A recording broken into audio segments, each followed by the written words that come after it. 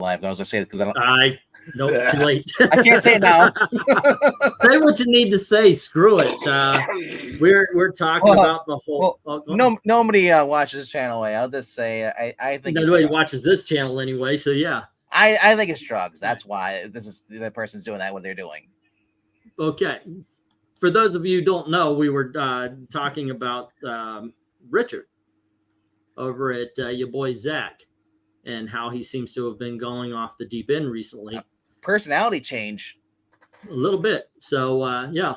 No, we didn't change our mind tonight. We're going to be doing a little Halloween hangout, talking about whatever the hell you guys want. I've got some comic books to show off that are going to be in the auction. Me too. Excited to do that. Well, these won't be in the auction, though. Say again?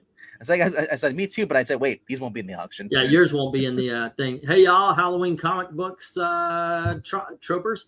I'm willing to talk about anything and everything tonight. It is all on the table. I'm very happy to say, though, we also beat the demonetization. They actually demonetized the auction the other day. And why? I don't know. The only thing we could think of is because I said something a little controversial about what I think the Democrats might do to keep Trump out. And there you go. That might have been it. You just said the word they don't like, the T word. Yeah, I know, right? Hey, Brian, what's up? But I challenged it, and I guess it was reviewed by a person, and they couldn't find anything worth demonetizing. And for those of you coming over from Geeky Puppet Show that were curious what Breen's politics, now you can hear him on this channel. Right. Well, I don't particularly care. Well, you're shadow banned, so I mean, anything goes, right?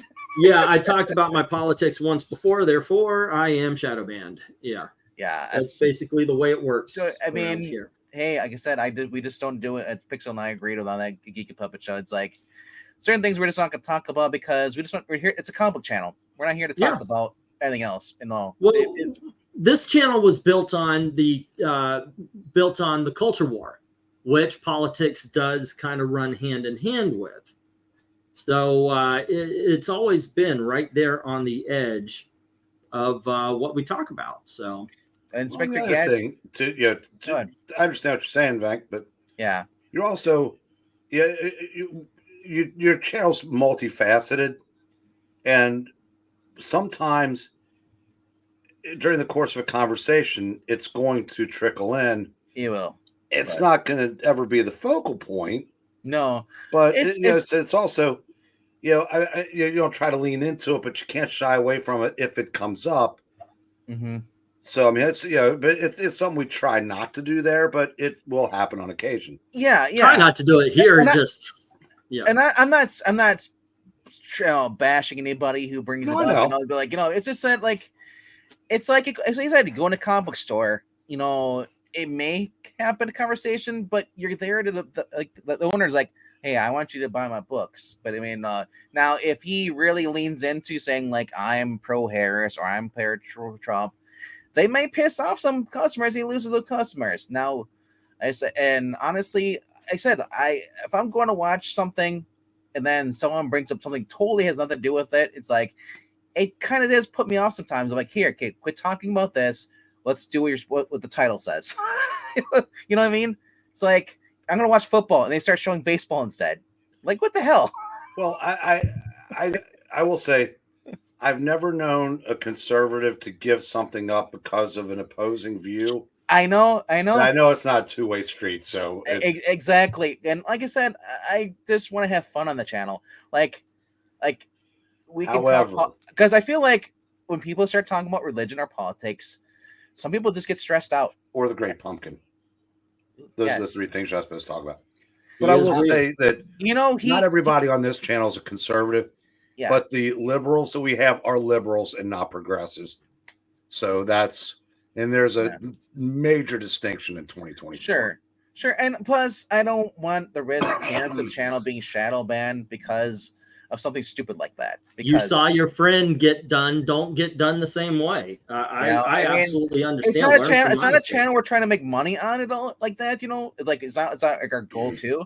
But like, hey, it would be nice. Yeah, exactly, right? You wouldn't turn down a couple extra bucks. Yeah, I get that. We have the hours, we just don't have the subscribers. If we get the 1,000, we get the monetization. You know, that puts a little more dollars in Puppeteen's pockets, and then he can show up more for some of the readings. He doesn't work as hard. And hopefully he'll throw you a couple of bucks. All righty. Yeah, he will, because I'll throw him a couple punches. No. So here, once again, guys, this is a hangout. Whatever you guys want to talk about, maybe MK will come in and say, so what do you think about what's better, refrigerators or toasters? You know what? Yeah, he'll come up with some conversation piece. Because I feel like he's like, I always do like the Stallone, because that's the closest I get to him. Yo, Breen, what do you think about the Yankees? You know, I think someday we're all going to have this like reunion where we all get together, and MK is going to walk over to you and say, I don't like people making fun of my voice, and just boom, boom, boom, boom, boom. You know what I think? One day we will have a reunion. And not you. No.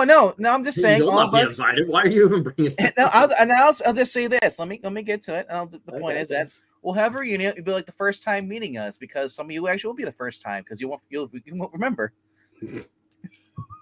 Well, I got a new collection of comics for this week's auction, which is good, because sometimes I make a mistake and I'll put a bid on something, and then I'll win, and that's good. And then I I forget that I had a bid on something else, and I'll win, and it's like, holy shit.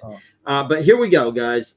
Once again, I'm gonna show off comics, and we're gonna talk. So whatever. Go on. Can I do mine first? I only have a couple books. I only have 160 books here. I don't see why. Oh, by the way, VENKMAN, weren't you gonna go pee? When I said not you, I meant not you, that you're not the one that MK is going to unload on. Right. Phrasing. I'll do it real quick. I'm not the one that said whacked off in the last stream. Okay. Show. I'll do it real quick. I picked these up this week, so had fun with these. Anytime I can get a Kingpin story or any story with the Doc Ock or Spider Eating Villains I haven't read, I'm always excited to read those. So, ideas for future auctions, E. Shit, if I could find Spider Super Stories at $2 a piece, yes, I'd buy them. You got lucky, my friend. And friend. And my and friend. Thank you for just try to help. Got my Wilbur. You're a gentleman and a scholar. Number 45 for $10. And then for 1949. $25. Wasn't that Wilbur about 1949 thereabouts also? I sold that book. Did you get that from me? Nope. Anyone collect contest champions? Mine are in really bad condition, says Leon. If I can find them, yes, because that is a great book. It always sells. What do I think about Batman 401? What do we think about Batman? That's it's a Legends crossover with Magpie, yeah. Yeah, Magpie. Go ahead. I thought they said the current Batman. I was going to say Tazarski sucks. Harold Dion, somebody autographed it for you. That's good. Yeah. All right. January. So that's pretty good. How much do you pay for that? Half of 52. You paid $26 for that Donald Duck? Yeah. Oh, dude, let me be your dealer. You're paying way too much. Okay. Not for that, he didn't. What is that? Like, was it a first appearance? It was like 4-color 260 something. No. So $11. Nice. That is sweet. I liked Magpie. I like that story as well. I kind of wish they didn't kill her off. I thought she was a decent Batman villain. When did they kill her off? Wasn't it in the Arkham, the one where they had the white shark first appearance? I don't remember. Yeah. Alligator antelope. That is sweet. And savory. Yeah, that's pretty cool. That's stuff. I'll be in. So we'll throw you up there on the big thing. Yeah. Okay. Once again, please, by all means, we're showing off comics, but we want to talk about what you guys want to talk about. So if there's a topic, or if there's a subject, we'll stop showing some comic books to talk about whatever you want. Let's see. And MARANYA was talking about how the fact that they didn't pay attention, or that it was impolite to talk about politics and religion in company and everything. Well, YouTube has been since it started. Everybody's agreed. The comment section. Don't talk about politics. Don't talk about religion. It just ends well. Doesn't end well. Not for everyone. But it was something about It was an Arkham Asylum book that Magpie got. I do believe that. Okay, so I've got. I don't know if it's a mini series or a maxi series, but I've got 11 issues here. Dude, you keep saying Meg's Pie, and I keep thinking Meg's Visaggio. This is called the Electric Warrior, and have issue number 11. I think that lasted 18. I think it lasted 18 issues first time. 18. Around. Okay, well we got 11 of them. So here's issue number 1. All right, and then we have issue number 2 and issue number 3. I've never read this before, so I don't. It's Doug Minch and Jim Bakey. There we go, and then we have number 5 and number 6 here, and issue number 7, issue number 8. There we go. These are actually pretty cool covers on some. This one's pretty sweet. Look at that. That's issue number 9. The Dream is Dumped, number 10. I have no idea what this is even about. Here's issue number 11. I bet it's dystopian. Say again? I'll bet it's dystopian. It looks it. I got this one is a mini series based on some toys. The Team of the Future is here now. It's called Centurions Power Extreme. That's issue number 1. And then we have issue number 2. Issue number 3. And issue number 4. Obviously, these are going to be sold as sets. And then issue number 1 of Nick Fury from the 1990s. This is a great series, ladies and gentlemen. Issue number 2. Issue number 3. We've got issue number 4. There we are. A lot of boxes to go through. Says Leon. Let's see. We got issue number 5. Issue number 6. That's a great cover right there. And issue number 7. Alrighty. And what do we got going on here? Centurions. Don't know anything about them, but I do know a guy who collects the toys, says Jackson. If anybody collects the comics. All right. On Saturday. These will be around on Saturday. Alrighty. That was a cartoon called Centurion, says Leon. Magpie appeared in the Byrne Man of Steel miniseries. I agree. She was a great villain. Her Happy Birthday is a classic. Yeah, oh, that's right. She did appear. I remember that. That was when Batman threatened to blow somebody up with Superman there. I have got a lot of Hawkman. Hawkman is one of those characters like Aquaman. Hasn't had a bad run. Now, granted, some are worth more than others, but none are worth outrageous amounts of money. So it's easy to make some, or relatively easy to make some collections.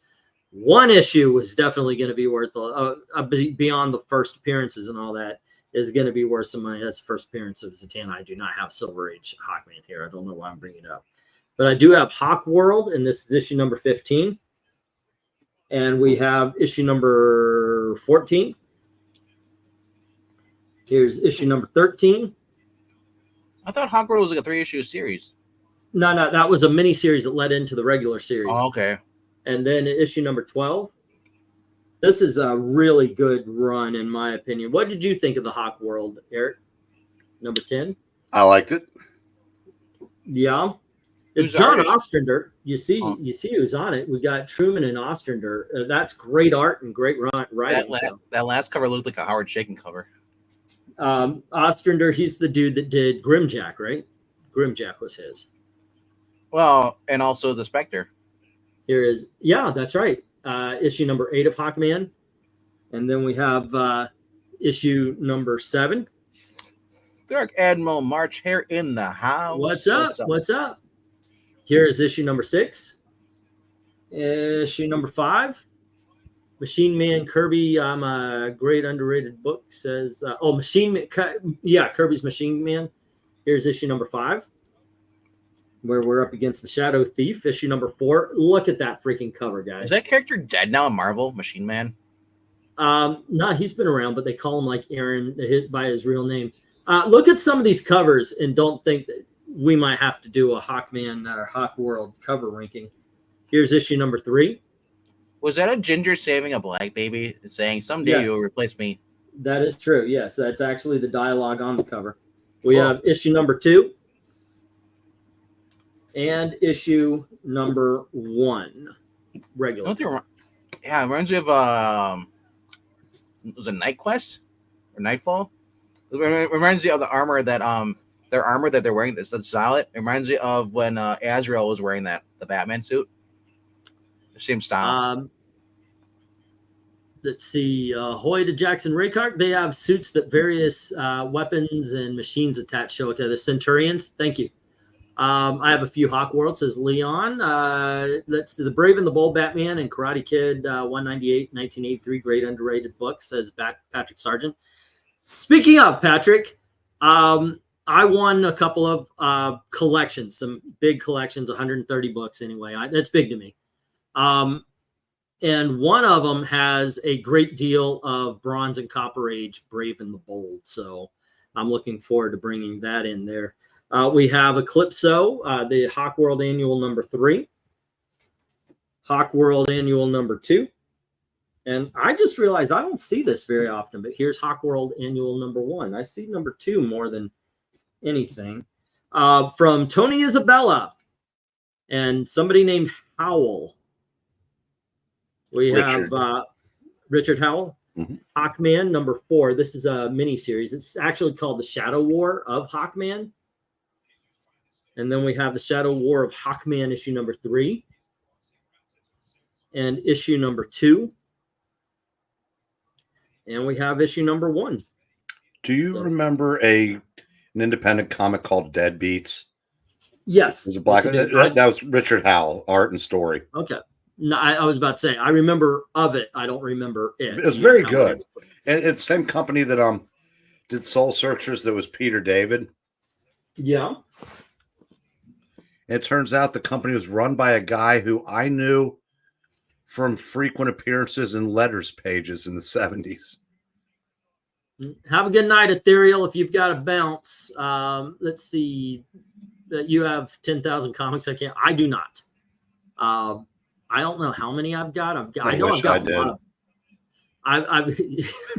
He said he wishes he could. What you want to cut it down to 10,000? Pare it down to 10. Yeah, I know, right? The thing is, I've got a lot of boxes, but they're for sale. You know, I've got a whole bunch of boxes at the what am I trying to say? Flea market booth, and I've got these here that I put up for sale on the auction. But in all honesty, I've only got about really 15, maybe 20 comics, but they're all ones that I feel are, you know, I mean, you guys have seen these before. I'm not showing off anything new, but I just so happened to have for when I was desperate, these were the last resort. You know, when I was like, oh my gosh, I got to sell some comics. I got to sell a lot of stuff. These were the last resort books that I was going to sell. This is the first appearance of Huntress. Well, one of the first appearances, but this one's considered because it's chronologically the first story, plus it's got her on the cover. This is another one. It's one of you guys rank this shit low. I don't care. It's one of my favorite covers of all time. It's Dark Mansion of Forbidden Love number 1. Yes. Yes, it is a fucking 10. Everybody's here. Oh, that's a 5. You can't really see her face. I'm just mocking you guys right now. I had a first appearance and I idiotically sold it on auction because he's not on it. And I kept issue number 1 of Adventure Magazine. This is Rocketeer Adventure Magazine. Yeah, I'd still like to get that first appearance back, but this is a fucking this is a 10. That's an awesome cover. And it usually it hangs next to the Rocketeer statue that was so kindly given to me by RDV. And then one of my favorite, if not my favorite character in the Legion of Superheroes, makes his first appearance in Superboy number 98, and that's Ultra Boy. So yeah, these are. So I don't have a lot of comics in my own personal collection, but they're things that I feel special. You know, Eric got me. Thank you very much. Got me a run of 1970s Ragman. That's the kind of shit I love. And yeah, what else?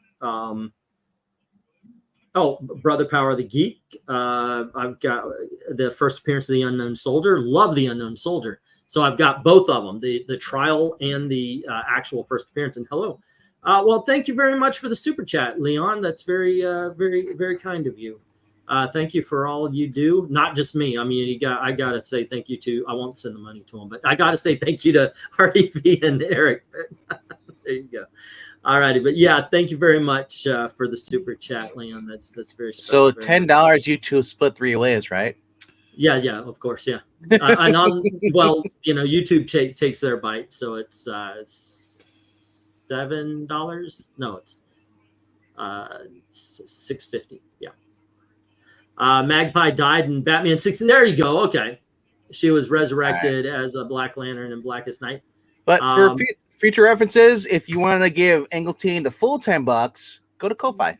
Yeah, we got to, Ko-Fi is easy. You can use it's very kind. I don't want to, No. Yeah. I'm just saying in case some people don't know that the YouTube takes a cut. So yeah. So I've been looking for Star Slayer number 2. Here is the Hawkman special by Tony Isabella. Yeah. Alrighty. These are definitely getting, some of these are definitely getting. Some of us hate YouTube. Are like, don't give money to YouTube. Give money to the people you like. Yeah, there's actually something. Comics Division turned me on to it. I haven't set it up yet, but it's a Subscribe Star. That I think that's it. Yeah. Yeah. I haven't set it up yet, but like you can go there and it attaches to everything. Ko-Fi is really we've cool. got Legend of the Hawkman miniseries number 1, and we've got Legend of the Hawkman issue number 2, and issue number 3. I don't think I've ever read that one. Have you? No, I haven't. I've had it a couple of times, but I've sold it, so I never had it long enough. Yeah, I don't have it, so I'm trying to figure out why I don't. Okay, I'm not kidding, guys. This, if I've got a run of this, I'll sell it as a run. I don't know how many. No, I don't think I have the full run, but I will say this, ladies and gentlemen. And I will have backup immediately. I'll have backup on what I'm about to tell you. If you have not read this, you have done yourself a disservice, and you should buy this at the auction. No hesitation. These should not sit for more than one auction. All right, this is Robert Venditti's Hawkman number 15. That is an awesome fucking cover right there, man. That is incredible. Then we have, well, not a full run. We have issue number 13. Issue number 12, issue number 11, and here is issue number 10, number 9, Eric, number 8. This series was so goddamn good. Number 7. Here's number 6. Eric, where's your bell? What? Where's the bell? The bell. Ooh, we have the shiny. This is issue number 5. And then we've got issue number 4, 3, 2, and issue number 1. I am telling you, there is not a better series in the last 10 years. This auction will be Hawkman and only Hawkman. If you don't like Hawkman, go to the next auction. All I know is when Bendis came all over DC, I threw a tantrum and got rid of all my Rebirth. Oh, no. I kept Hawkman. In the 2 vacation issues from Superman, I got rid of everything else. The ones I love that run. Every July, I re-edit or I repost those videos, and I'm not ashamed. I want to get those first 20, 30 issues of Wonder Woman Rebirth and stuff with Rucka. So, well, the best part of that run was after that when James Robinson took over. Let's see. How was Trick or Treaters? We actually turned the light off. Me and Gail, it's date night. It just so happens to be Halloween. We went out to see Smile 2, better than the first, by the way. And Elizabeth was left home by herself. She is very much an introvert, so we shut the lights off so she didn't have to answer the door very often. So yeah, we didn't give out candy tonight. It's always nice when you can do that and the landlord doesn't do it for you. That's true, yeah. Y'all start talking about super chats, Ko-Fi, and subscribe star, and my chat gets the white circle of death. Coincidence? I think not. No, it's called your internet sucks. Yeah, it does. Do you ever collect Wizard price guides unopened? I do not. The thing is, I don't turn things like that down if I can find them for the right price. The problem is what I think people here mainly would buy Wizard magazines for. And my thinking is, if it isn't the first 10 or 20, it's going to be $5 max. So if I can find some for about $1 to $2 each, okay, I'll bring them on in. Willing to go a little bit higher for the first, maybe, I don't know, maybe 10 or 20. But yeah, I don't think there's a huge market here for them. But no. Do you save trade magazines? It's like, what is it? Back issue is the only one. Back issue, Alter Ego, yeah. Retro Fan, Cryptology. Those are all public, and they also Kirby Collector. Yeah, but those are more. They're not price guides. They're more like but they're industry fans. There's industry fans. And, they're not price guides. It'd be like Fangoria and all that stuff and all. Yeah, I mean, people like. That's what I've been starting getting into those. I get the beginning of the Vamp Rose from you, obviously the original Warren Vamp Rose, but I'll begin the Vamp Rose Carmella, which is the new Warren publishing. And like those I collect the back issues, but I don't know if I'll ever sell them though, because I don't know who was like, hey, you want to buy this But technically, every issue of Wizard was a price guide because they had a price guide in the back of every issue. Yeah. So, yeah, I don't know if like. Your back issue copies of back issue magazine. I don't know if there's a market out there. If you're like, hey, bro, I'll buy this off of you. No, there probably isn't, but there are a couple that I would like to find. There is a market out there for back issue magazine. Seriously, yes. Because I would think like maybe like Pacific ones, but like majority were like, yeah, no one cares. Well, if it's got a main character on there. Like I had one with an independent thing, and I know it sat here in the auction for a while, but there is a back issue market out there. Okay, let's see. Let me get some more comments. And early issues. Yeah, I imagine go for bucks, but I mean like the ones they are releasing now, the best couple years. I don't think they're really worth much. It was when we were talking about using something other than YouTube for donations that the stream went down. I like that, Jackson. He was saying it to Maranya. Austin says, I like my Hawkman with some Joe Kubert. Everybody does. Let's see. Dan Allen's asking. I like my Brady Wrightson art when Joe Kubert does it. But I was saying, Cheapo, I am starting with a Hawkman because the box Hawkman goes to about right here. Okay, and then it's all Wonder Woman from there. So, yeah, I'm just I've got the big dogs right next to me, and in the $5 books, those kind of things. So, we're just starting with Hawkman. What were you saying, Eric? I was saying that, who was it that said he likes his Hawkman with some Joe Kubert? Austin.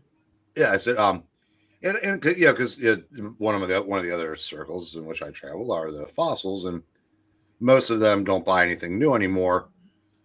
And they would say the same thing about Hawkman, but then I never miss a chance to say, I don't care what era you stopped reading, you would like this run of Hawkman, as you would like the War.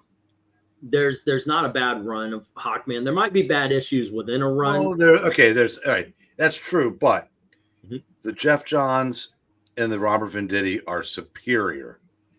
You know what? The Tony Isabella one is good. The Hawkworld 3-issue miniseries is very, very good. The Hawkworld series is very good. The mid-90s Hawkman would probably be, and I'm discounting the Liefeld one from New 52. The mid-90s, the one that followed Hawkworld, that would probably be the least compelling of all the Hawkman series. Have a good night, Brian. Have a good night, Brian. Take care. Be safe. Hey, can we just put in a little? This is permanent. All right. Whenever we're talking about there's not a bad run and this is awesome, we're basically talking before New 52 or definitely before 2013. But we had to clarify this because Hawkman that we're spooing on is Venditti. Yeah, Venditti is the Aquaman too. With the Dan Abnett run. Unfortunately, it mysteriously ended at around issue number 40, 41, and then Aquaman was never heard from again. You know, it's kind of weird calling Hawkman, like saying that it's a run of Hawkman. It should be like a flight of Hawkman because a flight of Hawkman. Yeah, and speaking of John's being one of the greatest runs, here's issue number 15. It's a great cover too. I don't need no man. Look at this, issue number 14. It's not as good as the new one. I love the Hawk Girl one. That book's so great. Issue number 13. And this is the John's run, issue number 12. Yeah. Check those out on the Geeky Puppet Show. Issue number 11. The one that the comic book that nobody wanted to watch is read. Right. Here's issue number 10. Issue number 9. It's a fun series. Here is issue number 8. God dang, look at that freaking cover, man. Yep. Holy shit. Here's issue number 7. We have issue number 60. You know what? I might sell a lot of these as sets. I mean, but well, that's what Dan was asking. Are you selling these as sets? Yeah. Yeah, I think so because I've got complete runs. I can do these and then throw in some other stuff. And I mean, yeah, because you know what? I hate what ends up happening. I put them 1, 2, 3, 4, 5, 6, 7, 8, 9, 10. I'll take number 1.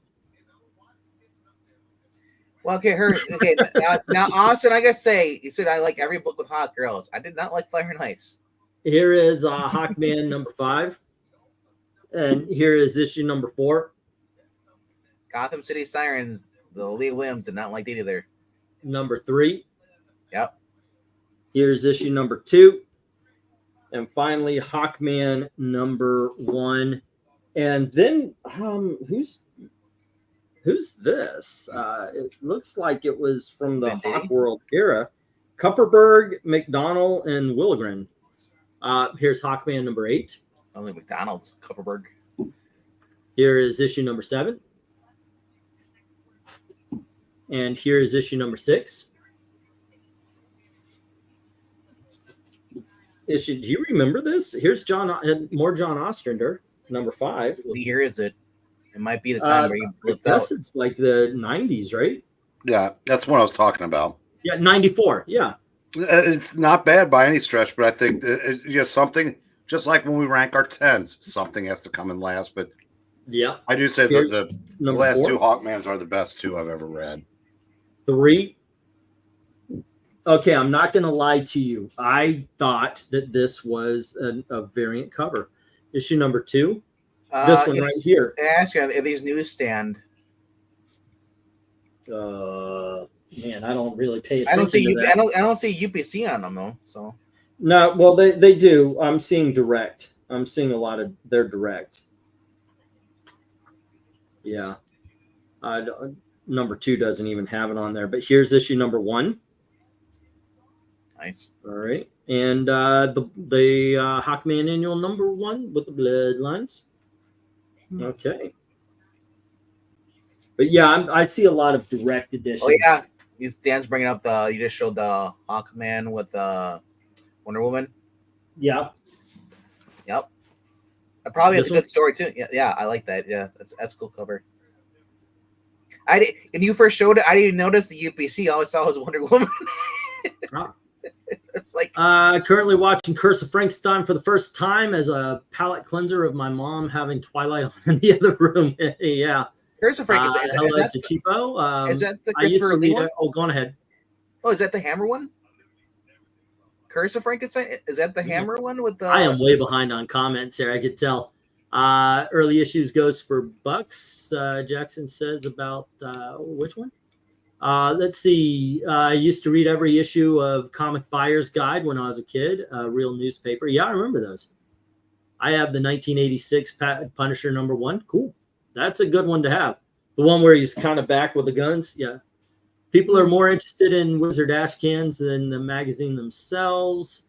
We're way back then. I seen that you were at Diddy's Donkey Party. Only the donkey one. That's all. Did we do Curse of Frankenstein on that? No, I'm not going to endorse Kamala because she was blowing my prize donkey for free. If you're not going to pay, there is no hay. Alrighty. Let's see. You got to keep runs together, says Dan. Yeah, your #1s will always get stripped. That's true.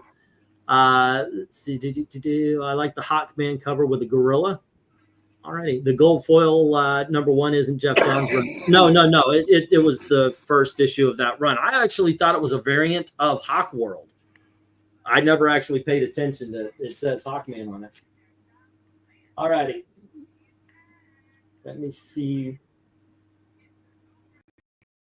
How far does this go back? Well, honestly, you're watching Curse. I said if you've watched The Bride of Frankenstein, check out the review on Extreme Movie Show. It's a 30-minute review. Actually, 22 minutes. Oh, my goodness. Oh, why are we going here first? We shouldn't have even had Shadow first. There we go. Then, by the way, if you haven't read this is amazing, too. This is issue #1, 2, or 3, 2, and here's #1 of the Hawk World miniseries. This is incredible. Great storyline. Oh, no. Stay.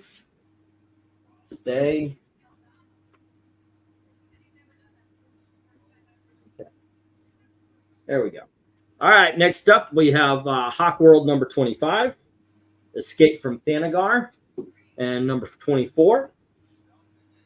And here is 23, 22, and 21. All the Escape from Thanagar. I might actually pull these issues aside as well. Then we have Hawkman #20, Hawk World, excuse me. Hawk World #19. Here is #18. And we have 17. Alrighty. And let's go on to some Michigan, Hannigan, and Heck.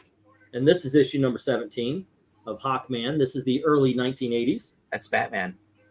Yes, Batman. Look at his face. It looks like Batman. I know, right? The Gentleman Ghost versus Hawk Girl in issue #16. Wasn't that in an episode? Is it part of the episode animated series, or was that in a comic book where Batman actually put on the wings? I don't know. Issue #15. He had the mask on, but he was shirtless and he had the wings. And we have issue #14. Punisher. And here is issue #13. Issue #12. You cannot convince me that's not the Thundercats logo. Right. Number 11. This is a good run, man. Give me Thundercats versus Thunderhawks. #9. I've seen it before. That's Japanese. So right? if you're pricing out and you're going to sell as a set, Hawkman #17 to #1, 1 to 17. What do you think? Give me a little price range there. I was just for me. There's the individual issues, so it's probably $3 a piece. 8. I would say sell the set for $35. Okay. Here's issue #7. Here is #6. Or 40, somewhere in that neighborhood. Yeah, like I said, I go for 35 or 40. I would go at $3 per issue, and if you feel generous, you can make your money back. I'd go $2. Well, it's a three. That's right in the middle of it because it's when I had a set of it, I put 3 on it, and it's sat. Yeah, number 4. Because hey, look, I love that right there.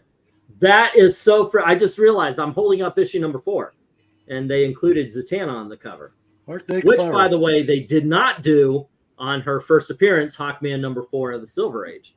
Alrighty, which is one of the comic books I have in my collection. Good night, there, Admiral. Number 3.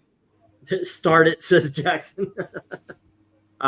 Here's issue number 2 and issue number 1. Alrighty, now Cheapo, what you came for? Okay. Is going to be next. Horn. Let me check out some. Since we're into Hawk chat, says Dan Alvin, what did you think of the character's portrayal in Black Adam? I loved it.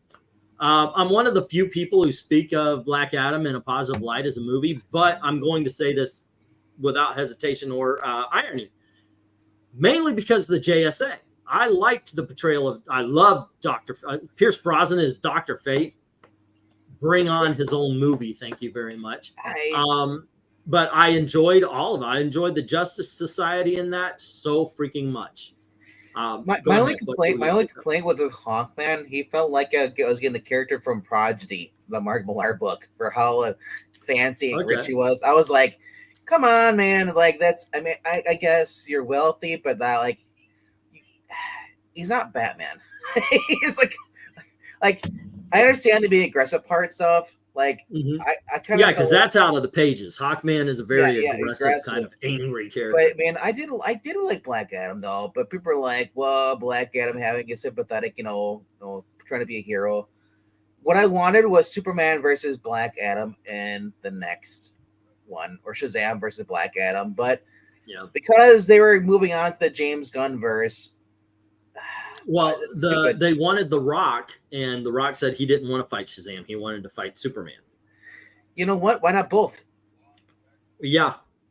They've done it before in that's, movies. by the way, a great short by DC is the Superman Shazam. Good Night gave out a bunch of comics, had at least half a dozen kids specifically coming to the house because I give out that. Yeah, there you go. Let's see. I'm not leaving. Sorry, I meant it was.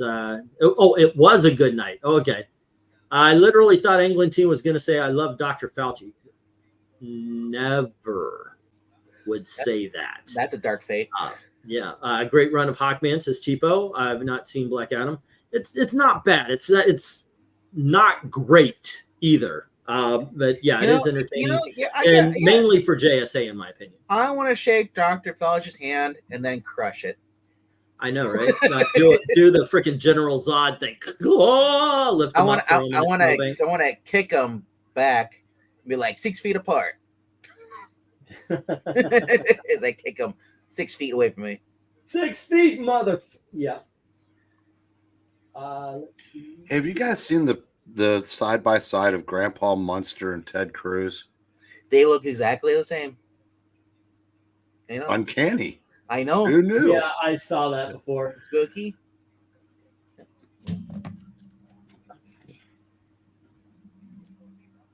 Okay, kids. First up, we have Wonder Woman number 219. Nice. There we go. And look at that. Well, I don't have many. I just have one. But here's an Adam Hughes. It's issue number 164. Screw that guy. Boycotting him. Probably it's one of the ones that aren't $20. Then we have issue number 133 with the JSA. Breen, now he said that. Will you buy back issue still of? Oh yeah, I don't hold. It just I would have trouble buying something new now. Yeah, because like I said, I don't mind. What's that? Oh, Adam Hughes called us all Nazis. Yeah. Oh, fuck. He joined that chorus. So it's again. Yeah, I said. Okay, here's the thing. Oh, go on ahead. You finish. I'll follow. As despicable is what Mark Waid said after the assassination attempt. Mm-hmm. The comic pros that have jumped on the Trump supporters are Nazis. That's worse because that's personal. And not not interpersonal, but it is. I said Mark Waid has Trump derangement syndrome, but there's a difference between attacking a candidate and attacking the base. That's something Trump doesn't do. Right. But the left does it constantly. You know what's... I'll say with all you said, fuck Adam Hughes. Yeah, and what's worse of that is that it's only on his Facebook. Twitter, he doesn't do politics, thank God. But I mean, on his Facebook, and it says it's run by some Allison Soho, wherever that is. Doesn't matter. Maybe it was her. But here's the thing. Well, yeah, and I wonder, please keep this in mind. Keep this in mind, guys, when it comes to going to your local comic shop, when it comes to buying at my auction or whatever. Keep this in mind. If you don't buy a new comic book by Mark Waid, or you don't buy a new comic book from Adam Hughes in the comic shop, you're hurting them. Obviously, the comic shop's going to for whatever they ordered from them in the next 3 months, the comic shop's going to take a hit. But after that, people are going to realize that Adam Hughes is not in demand anymore. Neither is Mark Waid. If you don't buy back issues from the comic shop, or if you don't buy back issues from say me, you're hurting me. You're hurting the comic shop. Now, as it makes sense, that's his wife who runs the account. Because I was like, she says it said. Oh, hold on. It said that because it says Alice run by Alice. So it says Adam has no contact or does not maintain this Facebook. So I was like, who the heck is this Allison person? And then I thought I was like, did he just create a fake name so he can just rant and say, oh, I'm not attached to it? Because it's Yep, and hello to Trusty. But yeah, that's the whole thing. Let me finish this. The whole thing is once again, if you're not buying, like say I've got this Adam Hughes comic, you don't buy it for me. Adam Hughes ain't getting. He's not hurting. I'm the one that's hurting. If you don't buy the back issue from the comic book shop, the comic shop's hurting. Adam Hughes isn't hurting. But if you don't buy the new stuff, like Eric was saying, that's when they feel it. That's when, if you're going to put a boycott on any of these people, don't boycott the back issues if they're good, if you like them. I mean, boycott the new shit, because that is the stuff that's going to affect them. That drives me nuts. So like, so why doesn't she use Hughes as her last name then? Because I thought maybe it was just like, because I've seen this before where the celebrity hires somebody to run their site, but then that person says something and he gets that person in trouble. I got three big dogs in the Wonder Woman. It is weird because I thought it was a total random, like, lackey, lefty, crazy person, a 20-year-old he hired to run his Facebook because he doesn't know how to use it. So this is a famous cover. I've had it here before. It's an $8 book. Wonder Woman number 132. Can we guess why it's worth a couple of dollars? All righty. Let's see. But yeah, the Justice Society Trump supporters are worth more. I know, right? Here we have issue 131. Same thing. That whole mini series right there. All right. Next up, we've got issue number 111, Wonder Woman versus Doomsday. Here is issue number 108. So I don't have a run of these. And we have issue number 107. I say that and then it goes into a run. All righty. This one is worth a couple of bucks. John Burns issue number 106. Not as much as her standing next to that flag. That's the one right there. This is the first appearance of Casey Skidmark. Wait, what did I say?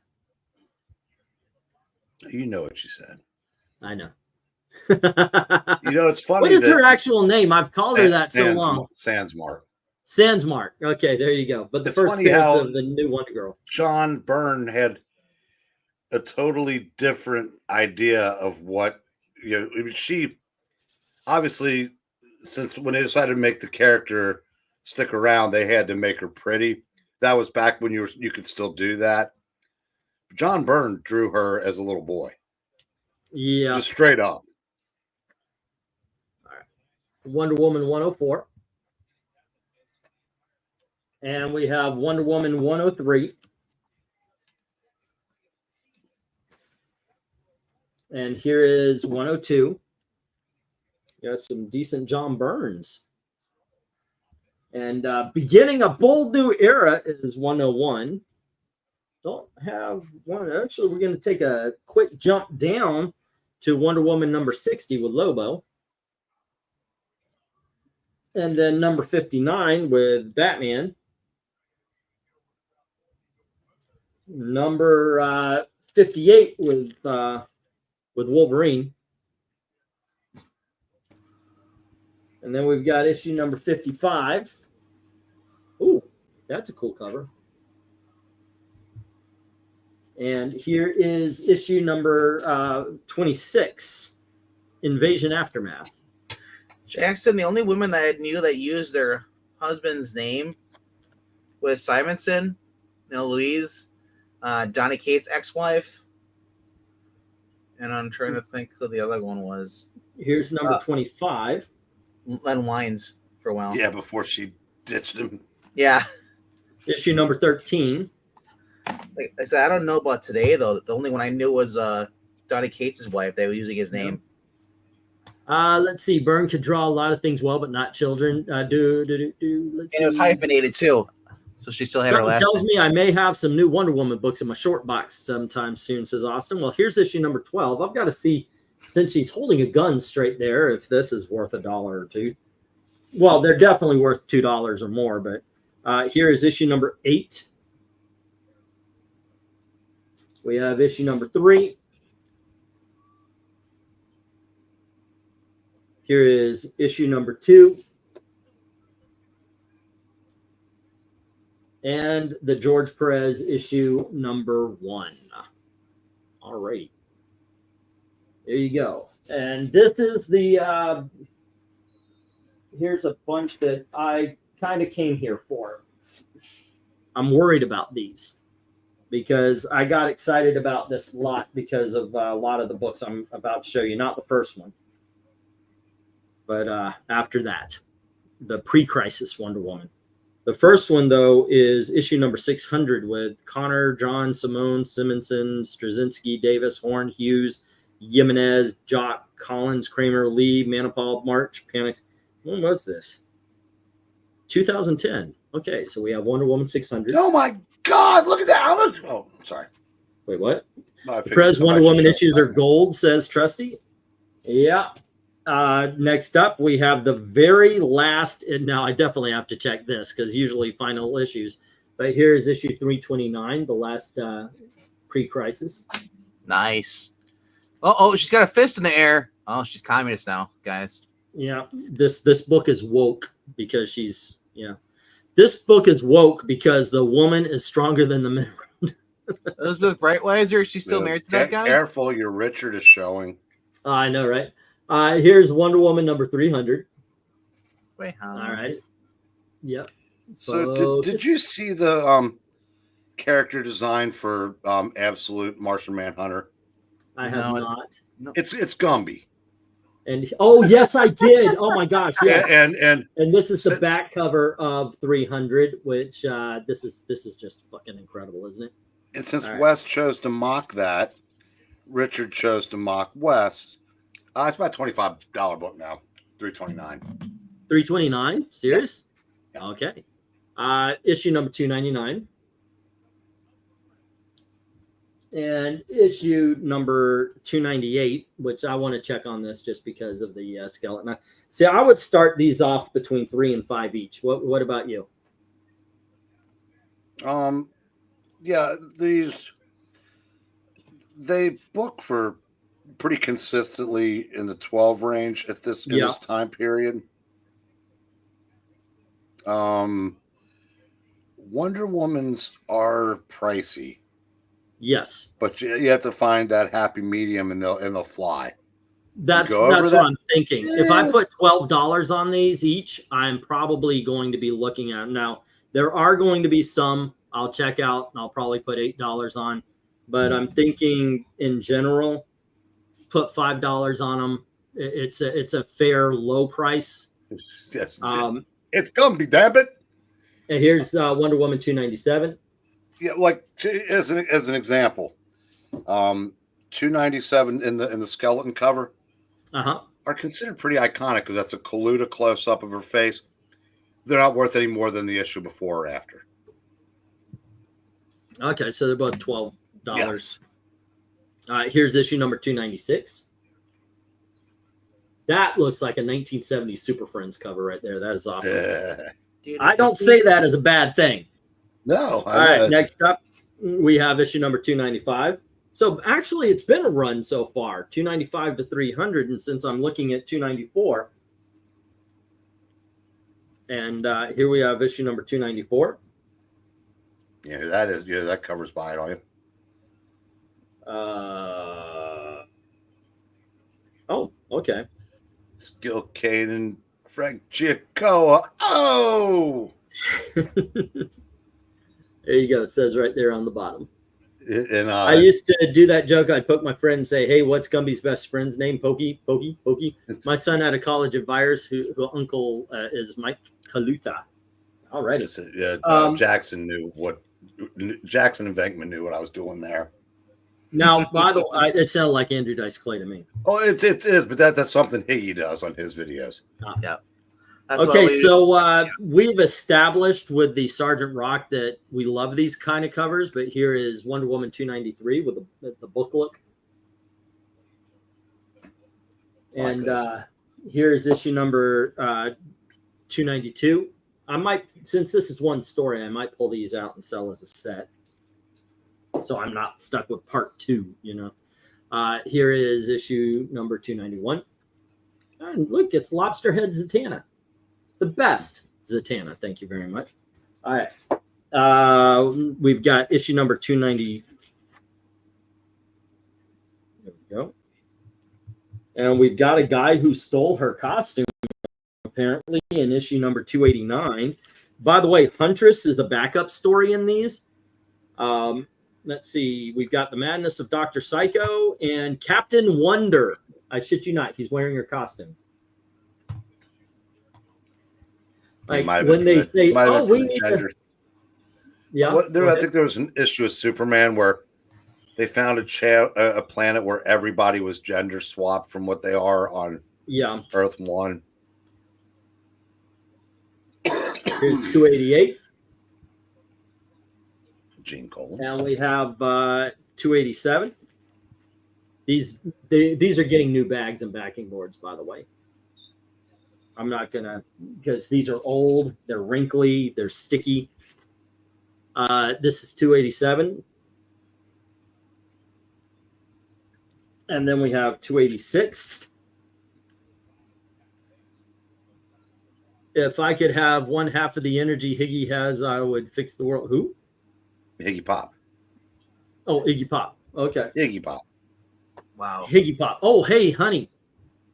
Not you, Eric.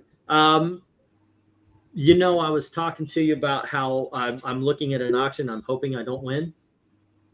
I won it. It's 197 for the bill this week. Yeah. Gil, just smack him on camera. Do us all. RDV has requested that you take your anger out on me on camera so everybody could watch. We will not. We'll say that to the police we did not see anything. There's no proof. Yeah. Trusty said he would donate $50 to the channel if you slap me on screen right now. No, he didn't. I'm just kidding. I mean, super chat there too. Let's get some money going. You want to see him get hit? Really. You send to Ko-Fi to have my wife abuse me. I know she does it for free, but still, she will do. Yeah, she will do it for free. This is not something you have to pay her for. All right, we have issue number 285. There we go. And we have issue number 284. Ooh, a dragon. I swear I saw it. No, it beats dragon, guys. I can handle old bags and boards. I'm fine with wrinkled bags and boards, but sticky, that's where I know, right? Well, these were packed in that box. So I've been stripping these down a lot here. We have issue number 283. Oh, and this one's got the Joker. I remember I got some comic books back in the early 2000s from Half Price Books, and they had the yellow book. Remember the books had the acid, the plastic bags would. You pull the book and like you can see the back cover. It smelled like my art supply box at school. You know, you always had the crayons, the pencils there. That's what it smelled like. He will be doing overtime under the bridge this week, says One Slick. And Cheapo saying, "Do it." They really want to see you slap me. Superman 349. There we go. We have issue number 281. Another one with the Joker. What is Superman 349, Breen? I don't get the reference. It's the gender swapped planet. Okay. And then we have the Demon showing up in issue number 280. No, I think we're gonna do some. I'm gonna do some Archie tomorrow. Okay, we're gonna take a jump back. I'm gonna have to look through this one because it is a little bit older. Buckner and Giordano. It is not a mint copy, but it's not horrible. This is issue number 249. Alrighty. Anyway, and then we have the annual number 8 with the apes. And then we have the Eclipso annual. This is issue number 3, or annual number 3. And then we've got number 1 where she goes against Deathstroke. Yeah, I know.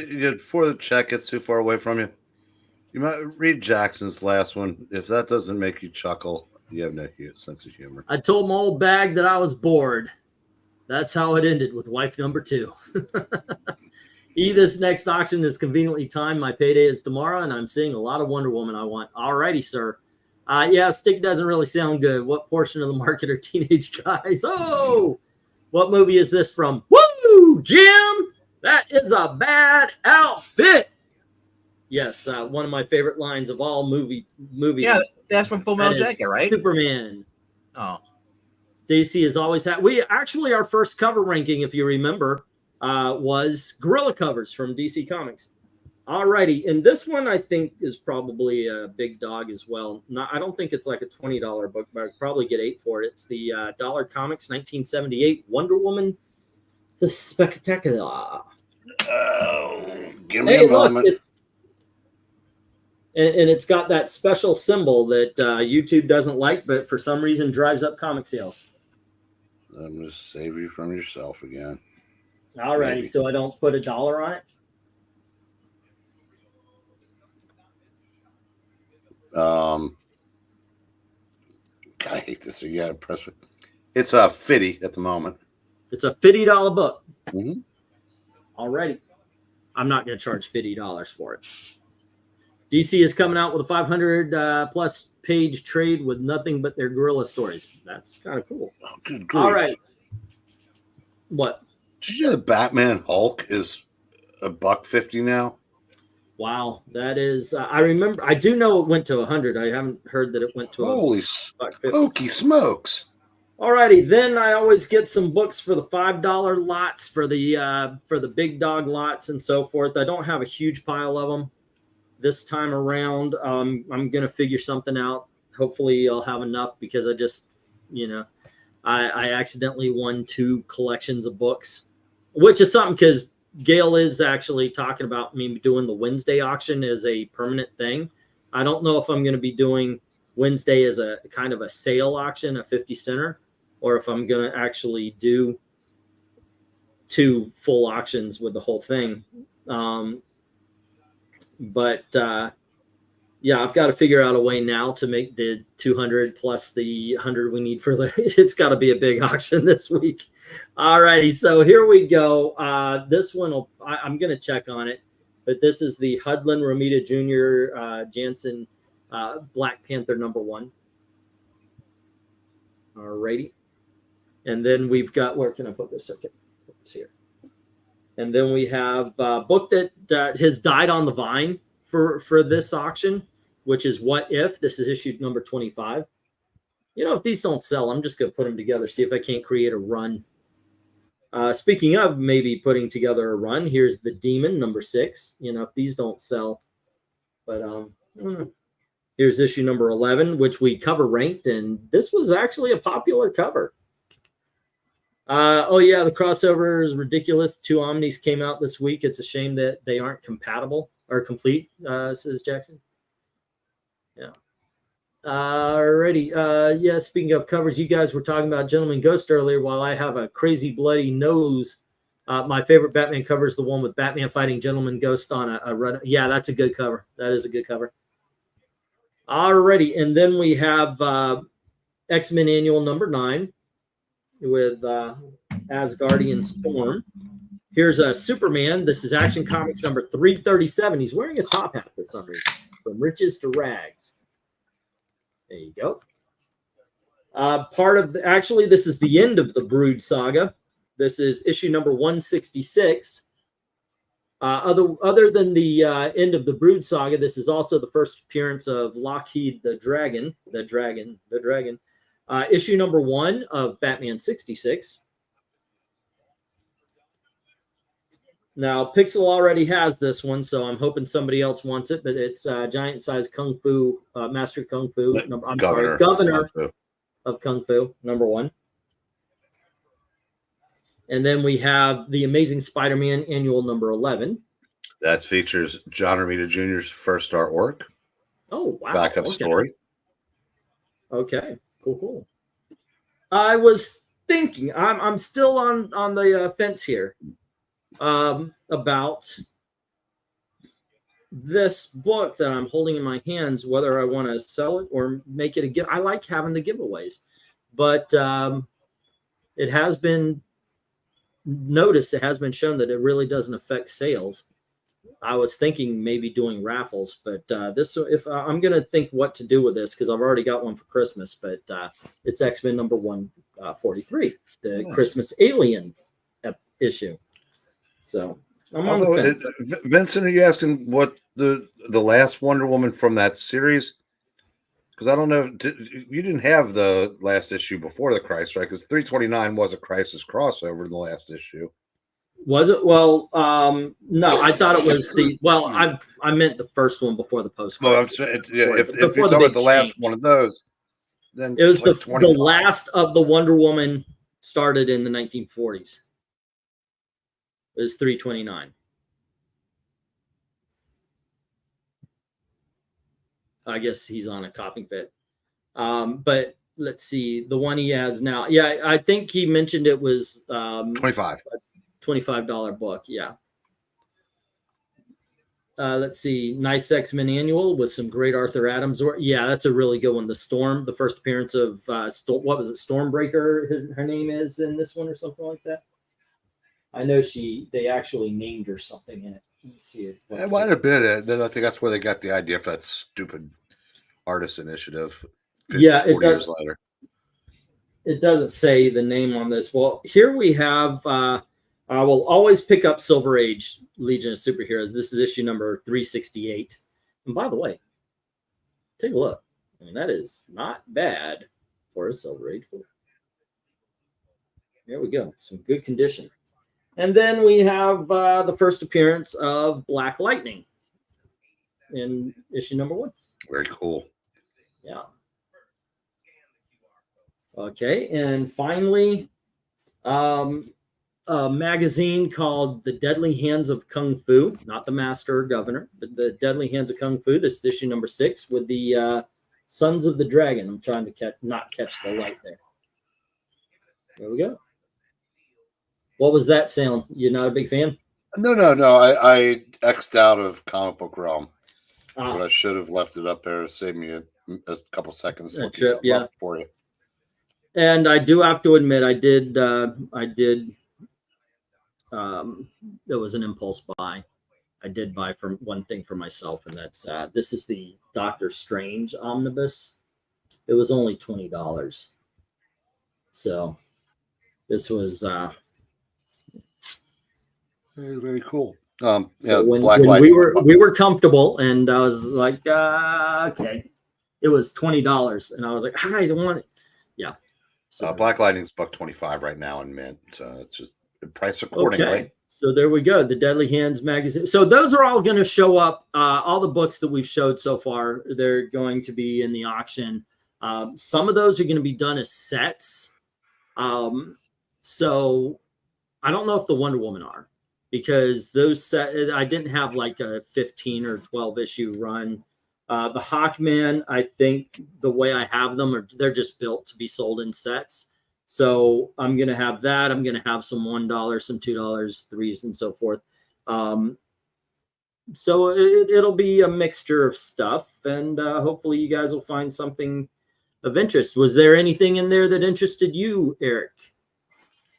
or anything you thought, oh, cool? Oh yeah, I'm a huge fan of those Wonder Womans and Hawkmans. I have them all, but I was going to tell you, you probably already knew this, but that Shadow War of Hawkman 4-issue miniseries and the special are basically the same, part of the same story. So if you're going to do that, so I should put them all together. Put the special in there also. Okay. The 197 that I brought up that is for the next lot. Wow, Gail is, she's got a right to be mad on this one. It has a run of it has a run of Justice League Adventures based on the cartoon. The Doom that came to Gotham.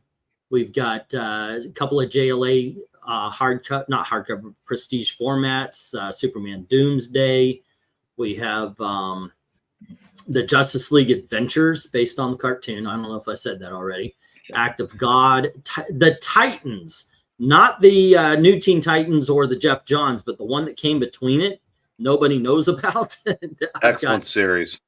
Yeah, got that one coming. I know Valiant isn't worth a lot, but I've got like issues 1 through 15 of the original run of Solar. Issue number 10 is amazing, by the way. It's that black cover. And then what did I just see? Superman, Savage Dragon, Teen Titans, Legion of Superheroes. A lot of Superman Aliens. Hold on just a sec. I just got a message from my daughter. Let's see.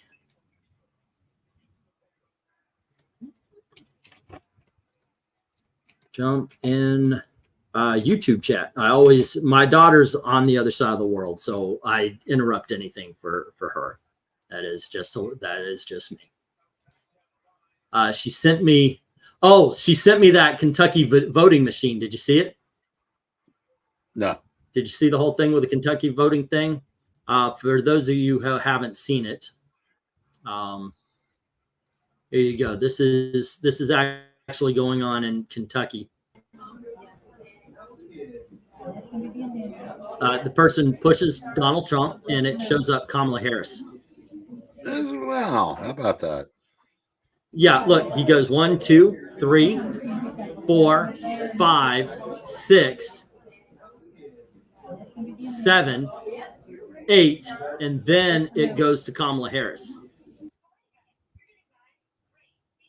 So they're trying. It's starting. Yeah. Yeah, but they're getting caught every time. Don't dig another hole of money. A hole of money. I need money, says Undead Quinn. Fantastic run of both Hawkman and Wonder Woman. Damn, says Cheapo Comics. Lucian just woke up, says Jackson. Let's see. When is the Doctor Strange coming? That one was going to be on my shelf. However, let's see. Don't say. That's the thing. I guess you got to not go to certain words. We got demonetized for talking politics on our auction the other day. I challenged it. I won, but yeah, we definitely got demonetized. They're getting caught because people are looking for it. Yeah, I hope so. Eric and I have talked many times. He knows I have no faith. That's one of the things I got in trouble for, is because I don't believe things are going to be good.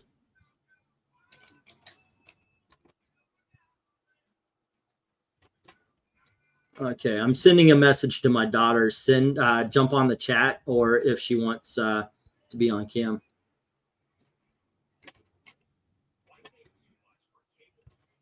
All right, because I would love to see her. I haven't seen my daughter in so long, since she went to New Zealand. She's in New Zealand. She's on the other side of the world. I'm a super dad. I love my kids. I love my family so much. I don't like her being so far away. I'm just one of those kind of dads. But what you gonna do? They grow up.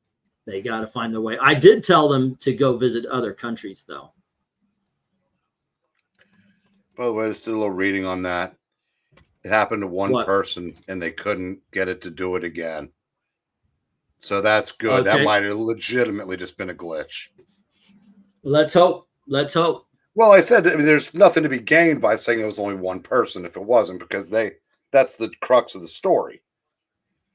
But yeah, like I said, just apparently, yeah, because I mean, anybody else would have brought attention to that. So, yeah. Kentucky's not sophisticated enough to cheat anyway. Well, here's the thing. Who needs to really look out for it is obviously blue states, swing states, and black neighborhoods. Because the last time they found a gajillion votes, it was all in black neighborhoods. They figured, and you saw, if you guys saw one of those, what's his name? O'Keefe guy. He had a guy talking to someone who literally said, no, you don't do this in the red states. You do this in the blue states. And black people, for a long time, until now, gave away their votes. And it was always the Democrats, or at least 98% of the time it would be for Democrats. So it's easy for them to find votes in Democrat neighborhoods. For guys, some seek women overseas since dating here kind of sucks. Now they can call them passport bros. Well, my daughter met this kid. She was dating someone else who I found out I should have killed a long time ago. And I don't mean like I should have beaten down. I don't mean I should have yelled at. I don't mean any of that. He hit my kid.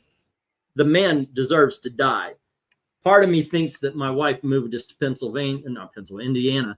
So I don't kill him. Because if I ever run across him, I will fucking kill him. He according to both my daughters, he was over one night. Me and Gail are laying in bed. We're watching TV, thinking everything's cool. This guy's been dating my daughter now for damn near 10 years. So, I mean, they started when they were like 14, and he's always been part of the family. And little do I know that he's got Elizabeth scared because he's choking out Ashley. I didn't know this. I thought everything was hunky-dory. The last time I saw him, we were at a wedding, and I said, hey, when are you going to make an honest woman of mine? Had no fucking clue. Gail knew, didn't tell me. Ashley knew, didn't tell me. Elizabeth knew, didn't fucking tell me. Part of it, they admitted, is because they thought I would kill him. And I would have fucking killed him. Because, I mean, we were at the top of the fucking steps. I would have thrown him over if I found out he was putting hands on my daughter. Demonetize. Go to jail. Hey, you know what? I'm talking about beating up a spouse abuser. You didn't say beat up. You said kill. That is hitting a girl is one thing, Henry. Seriously, hitting a girl is one thing. But any father will tell you, hitting your daughter, that's a whole other reason. And you know what? He brought a fucking gun into my house. That is no. Can you fly, Bobby? That's how it would be. I'm sorry. I'm so incensed. Mainly because I feel I failed as a father in that instance because I didn't know. I mean, he was always very cordial to me. He was always it was like Eddie Haskell, apparently. Oh, hi, Mrs. Cleaver. How you doing? Yeah, man. I would. I don't know if Ashley's too afraid to come on now because I told her come on into the chat and then I start talking about this. But the thing is, so point being is she was with this guy and she starts on this Borderlands, not just a movie, it's a video game. Some of y'all might have played it. But she was on this guy. She would watch this guy's channel and she would comment. And so eventually she got to be a moderator for the channel. And they just kept talking. Hey, Googly. She's been lurking the whole time. You realize that? All righty. Well, sorry for spilling the tea. I talk about anything here, Ash. I'll just say one thing. Back in the day, in the 70s, when these guys were ambulance drivers, a lot of them were ex-military. So if they came across that, they set these guys straight when they had to come to a call and they see the woman's abused. They beat the shit out of that. They pulled them outside. They beat the crap out of them and said, "You lay another." Hold on. Yeah, and I'm sorry I brought this up, and when I start talking, Ashley, I hope you're not embarrassed. I hope nothing. I mean, because yes, she is safe. Henry's asking, that guy's long gone. That guy is long fucking gone. I mean, to be true, the dude was an asshole. She says. Yeah. Yeah. And she meets this guy, and Ash, if you want to fill in the blanks or anything, and he actually here's how I knew he was. Here's how I knew he was legit. He came to America to meet Ashley, and I met him. He's a good kid. He's very polite.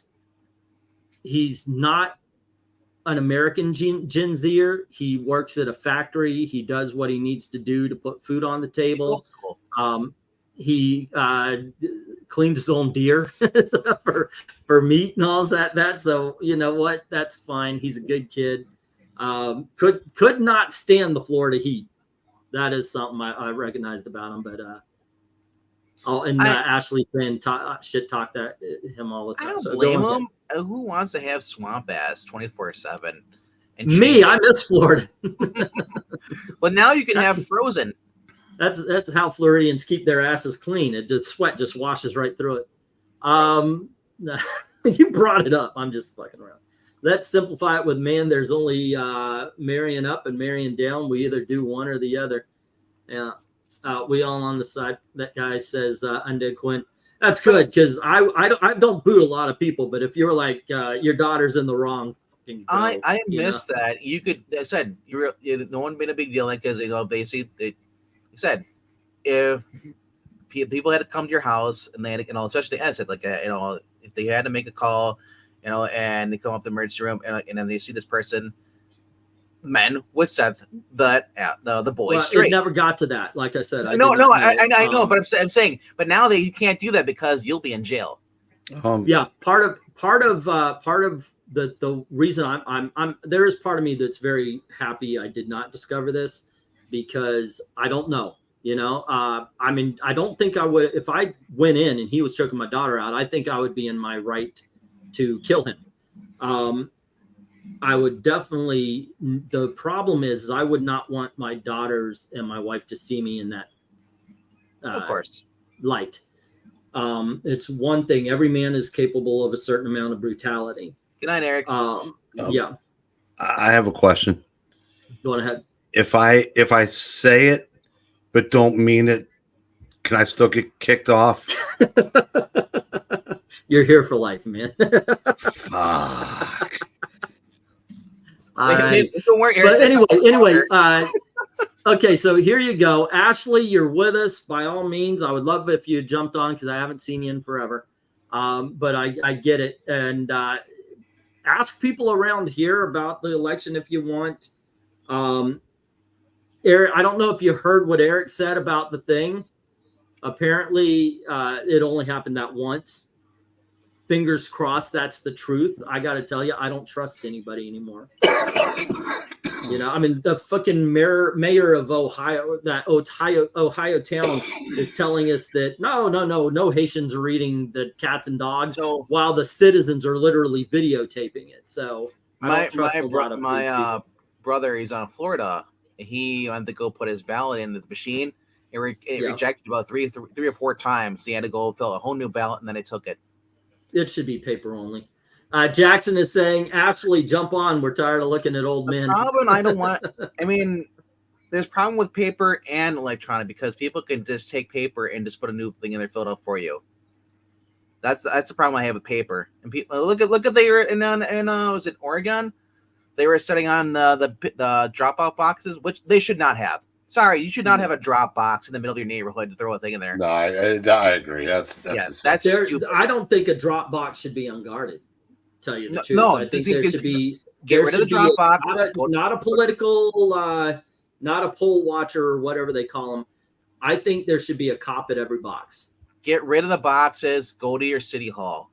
Go stand in line. That would work. But since they do have the boxes, there should be a cop there, and there should be cameras at all angles watching this thing. Well, maybe even a top down. So if you see somebody coming in with a big ass box, but I would also want one watching the street. So if somebody rolls up, you could see a license plate that said, you know, of the person that's stuffing the ballot boxes. The person who drives right through it. Knocks it down. My ex did stock online for a bit, so that was fun. One of the times my current boyfriend gave well, hell while drunk, so that was funny. I would like to see that's actually, I would like to see a fight between Daniel and fuck, what was his name? I forgot his name already. His name's Fucktard. That's what we call him. Fucktard. Let's go Fucktard. Yeah. I would love to see that because the ex-boyfriend. Or well, okay. Think of the guitarist for Metallica. If he was Filipino. Yeah. So, yeah, very skinny, very small. We have both and Daniel, I would probably have a hard time with. So I go to City Hall yesterday. I went to go voting for early voting. They gave me my ballot. I fill in the circle because one of those ones, old school. Remember the essays? Fill in the circle. Then you correct the answer, multiple choice. Like you fill it all in, and then what you do, you fold it up, and then you put an envelope, and then you watch the person there at the desk seals the envelope, and then you sign, say and verify that it was sealed. So that's how they do it, and it goes in a box right there. Mm-hmm. I don't know, man. But what's with these? So what's, like I said, I don't understand these people who are thinking like, I'm gonna go with a Trump hat, I'm gonna go with a Trump shirt on there, and walk into a polling booth. Okay, here's the thing. Most states don't want you to wear Harris or a Trump thing. Okay, well, here's the thing. What it says is you can't have like vote Trump. Yeah. Or you can't have vote Kamala. So MAGA doesn't say vote Trump. It just says make America great again. That is not, I mean, yeah, you know whose slogan that is, but that doesn't say vote Trump.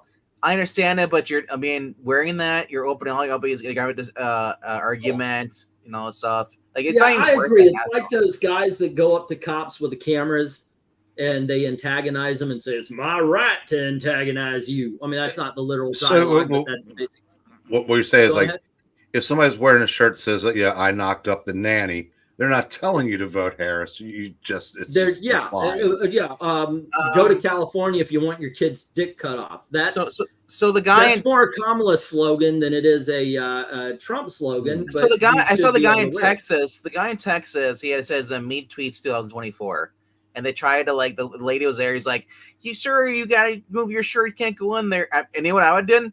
Walk in there shirtless. Here's one thing I would love to see somebody try. And I would love to see somebody try this. Wear an American flag, like one of those American flag shirts, maybe just on your chest or like the whole red, white, and blue up and down. Wear an American flag, something patriotic, and see if they stop you because it's a Trump. It depends on where you are because there are, oddly enough, there are some people in Kentucky that would wear a shirt like that and go vote Democrat straight ticket. Maybe, yeah. In fact, probably the most patriotic friend I've ever had was a Democrat. He's the only person. He ran for office. He's the only Democrat I've ever voted for. He got crushed. So I was thinking about voting for Harris just to see if I could keep my streak going. So MK says, "What happened if you tattooed on their head vote Trump?" Well, there was that stupid girl that tattooed MAGA on her face. What a dumbass! After being told to remove her Trump stuff, she can't come in and vote. So she's like, "It's my constitutional right." I'm like, you cannot promote a candidate on the grounds of where they're voting. Ryan, I think he's just talking about wearing an American flag shirt, not a shirt made out of the American flag. Okay, so my daughter's saying, I remember you asking Daniel about how I offered to pay him to beat the shit out of him. And he said he'd do it for free, but the guy wouldn't walk out alive. Do it right before the flight. We take him over before the body's found. Okay, fine. Yeah. Technically, if I recall correctly, making clothes out of American flag is illegal. Well, they don't make it out of. I mean, either hard to get some rope, get some tarp, and then get a shovel, and just cement. like I said, a couple of hams tied to his body. You throw it out into Gator Alley. They take care of it. I like Fargo. Nobody's trudging up Alligator Alley. Oh yeah, nobody is going on a little rowboat to go with a net to find what they can catch. Sir, I like Fargo. Get the wood chipper. There you go. The problem with that is it spills DNA all across your yard. Well, you feed it to the pigs. Once again, but yeah. Let's see. Did you wait? What? Mag on her face? Didn't hear that. Yeah, it was a dumbass thing. That was the girl. If you remember the Steelers game, she's the one that ran across the field with a sign. Oh. Also, by the way, we do know that some of you, Vincent mentioned he was a liberal. We don't hold all that against. Obviously, I'm conservative. We are all conservative on the panel here. We have Dalton on here, who is a liberal gay, you know, but he, like I said, the frogs made him gay. By the way, it was Comic Book Frog. Go check it out. Yeah, if you watch Comic Book Frog, you're gonna turn gay. That's basically his. But I mean, like we all agree to like disagree. Like I said, we're not gonna bash you because if you are pro Harris, you know, that's your choice. But okay, hold on here, Ashley. Did he say that you would win on a fight against me, or he would win against me? Would. Yeah. Well, I should hope so. You're old. Yeah, I would, like I said, I would have trouble with him for sure. Would I be able to beat him? Maybe, maybe not. But he's not. Here's the thing: the kid's tall, and he's young, and he works in a factory lifting stuff. Okay. I work at a fucking computer, not doing shit. Do you know the Jesse the Body Ventura credo? No. Win if you can, lose if you must, but always cheat. That's the whole thing. If you ever have to fight, take the credo into the fight with you. Well, that's the thing. It would be youth and enthusiasm. He would, as a joke to what you said, you'd have trouble. Oh, fuck yeah. Breen, have you seen that? Hey, look, like I said, her new boyfriend is about, is he over 6? But he's a big guy. And he exercises through work. I don't exercise anymore, and I've got 54 years of damaging my body. So the only thing that would it would depend on what we were fighting about. Like if he was beating my daughter, he would not win. He would not win because I would come out. And I know 30 minutes from now you'll read it. No, but I was trying to say is that if you've ever watched Tokyo Drift, the Fast and Furious movie, where the guy thinks he's gonna beat him up, and then he pulls with the giant wrench. Yeah, that's me. I don't give it. I'm like, yeah, let's use our fist. No, I said I'm gonna beat the crap out of you with my wrench. So he pulled out a giant wrench and timed him out for 5 minutes. Yeah, just go Johnny Cage on anyone. Yeah, no, but no, her boyfriend's big. Just saying, dude. Just give me the one Orange Cassidy punch, the orange punch. And I'm realizing and being honest about the fact that I am not young anymore. Wherever. Yeah. England team would blind him with his bald head. Really, we're going to the bald head blinding thing. I say as I turn and I see the glare right here. Breen, did you watch Dynamite? No, because since one of the drawbacks of this, what I have now, is I can't watch I can't record anything. Oh.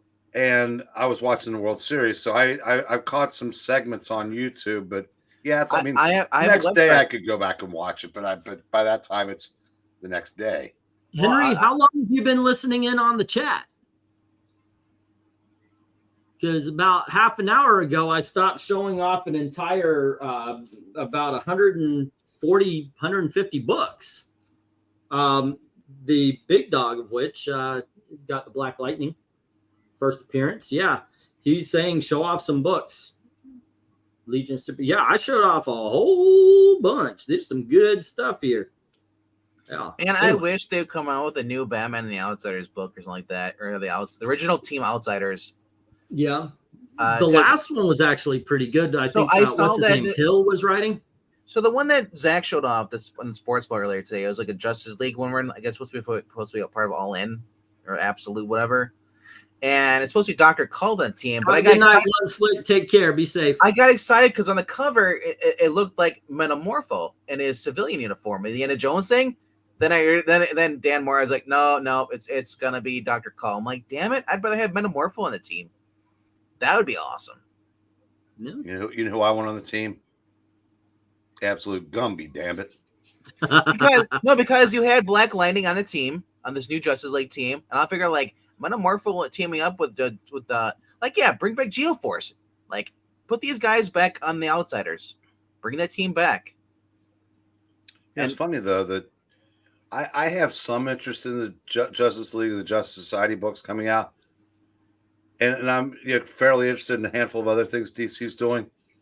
I can't remember the last time a single in continuity Marvel title even made me think for a second that I might want to try it. Well, there is one book that's coming up, that one you were asking about the other night, the Destroyer book comes out. That one book you're talking about, we were picking up. No, I said Marvel. Well, no, but I'm changing it. I'm changing the subject because I'm bringing up that there was remember that book you're asking about when it's coming out. Yeah, and it looks like it's going to be out in December or something. Oh, cool. Probably the only shot I'll have of remembering that is the fact that it's oversized. Right. And I might, blind eyes might hit that, but I said it's weird that. Yeah, for the company that I used to buy 50 titles a month from, not a single one interests me. Nothing. No, but I could probably see myself going up to, if I the Mark Waid boycott notwithstanding, I could probably get back up to 10 DC titles easy. Oh, guess what? Dynamite's doing an ongoing DuckTales. Woo! Good for you guys. I say money. Well, I'll just say this: it might not be good for me because this is the guy who was on Women's Voices in Marvel. Oh, yeah, probably not. Man, Atlas Comics Library Volume 4, War Comics hardcover is coming out. What is that? That's on November 20th. Hey, maybe my brother will get me that for his birthday, which is right November 20th. Yeah, that's how that works, right? I think so. Epic Collection Seasons of the Witch Avengers is coming out November 12th. Nice. Oh, I just found out that. Oh, the Big Burn. Yeah. Dumbass Jerry forgot to order from that sale, so I'm not getting the Submariner Epic Collection. So the Big Burn comes out number 2 on November 13th, and then also that week is the final You and I. What was what was the worst X-Men ever? Do you remember the storyline to it? Psi Complex. I hated that. Which, by the way, I saw what you did to my Deadpool from the Secret Invasion thing. Holy crap, that was in crap condition. Let's see. Well, Marvel is that bad? Yeah, they are. Trying to get some. They're talking at each other. Also, Kill All Mortals number 4 comes out on November 6th. It was leaked online. Holy crap, that issue is just like you. For those who read Nightclub, you're gonna love Kill All Mortals. I did see you talking about that, so I'm looking forward to that. I really enjoyed that because, like I said, something happens you don't expect. Let's see. Yep, they're talking among themselves here. So okay, that crossover has been asked for as much as DC versus Marvel. What are we talking about? Oh, the fighting game. I like that. I used to play that Marvel versus Capcom game. Like nobody. I should ask. Did anybody pick up the omnibus this week? What omnibus? Oh, the Marvel versus DC one. DC for $150 or on eBay maybe. In stock trades had it for like $75. Wow, that's not a bad price right out the gate. I'm assuming it's 75 is something around there. Yeah, that's Jackson. Apparently the really good sale ended at midnight, whatever night he was going to do it. They're still cheap, but I mean they were literally cut in half. So the writer for DuckTales Dynamite is Brandon Montclair. No, I've never heard of it. DuckTales, woo! So I'm looking forward to that. I mean, it bears repeating. And JSA is Jeff Lemire, right? Yes. who I know a lot of people love his writing. I have just not read that much of it because I mean it's hit or miss for me. Because I mean I've been more out than in on new comics for about 15 years now. So it's you're hot and you're cold. Sorry. Let's not go there. I just remember, Jeff likes to let everybody know his politics too, which of course, yeah.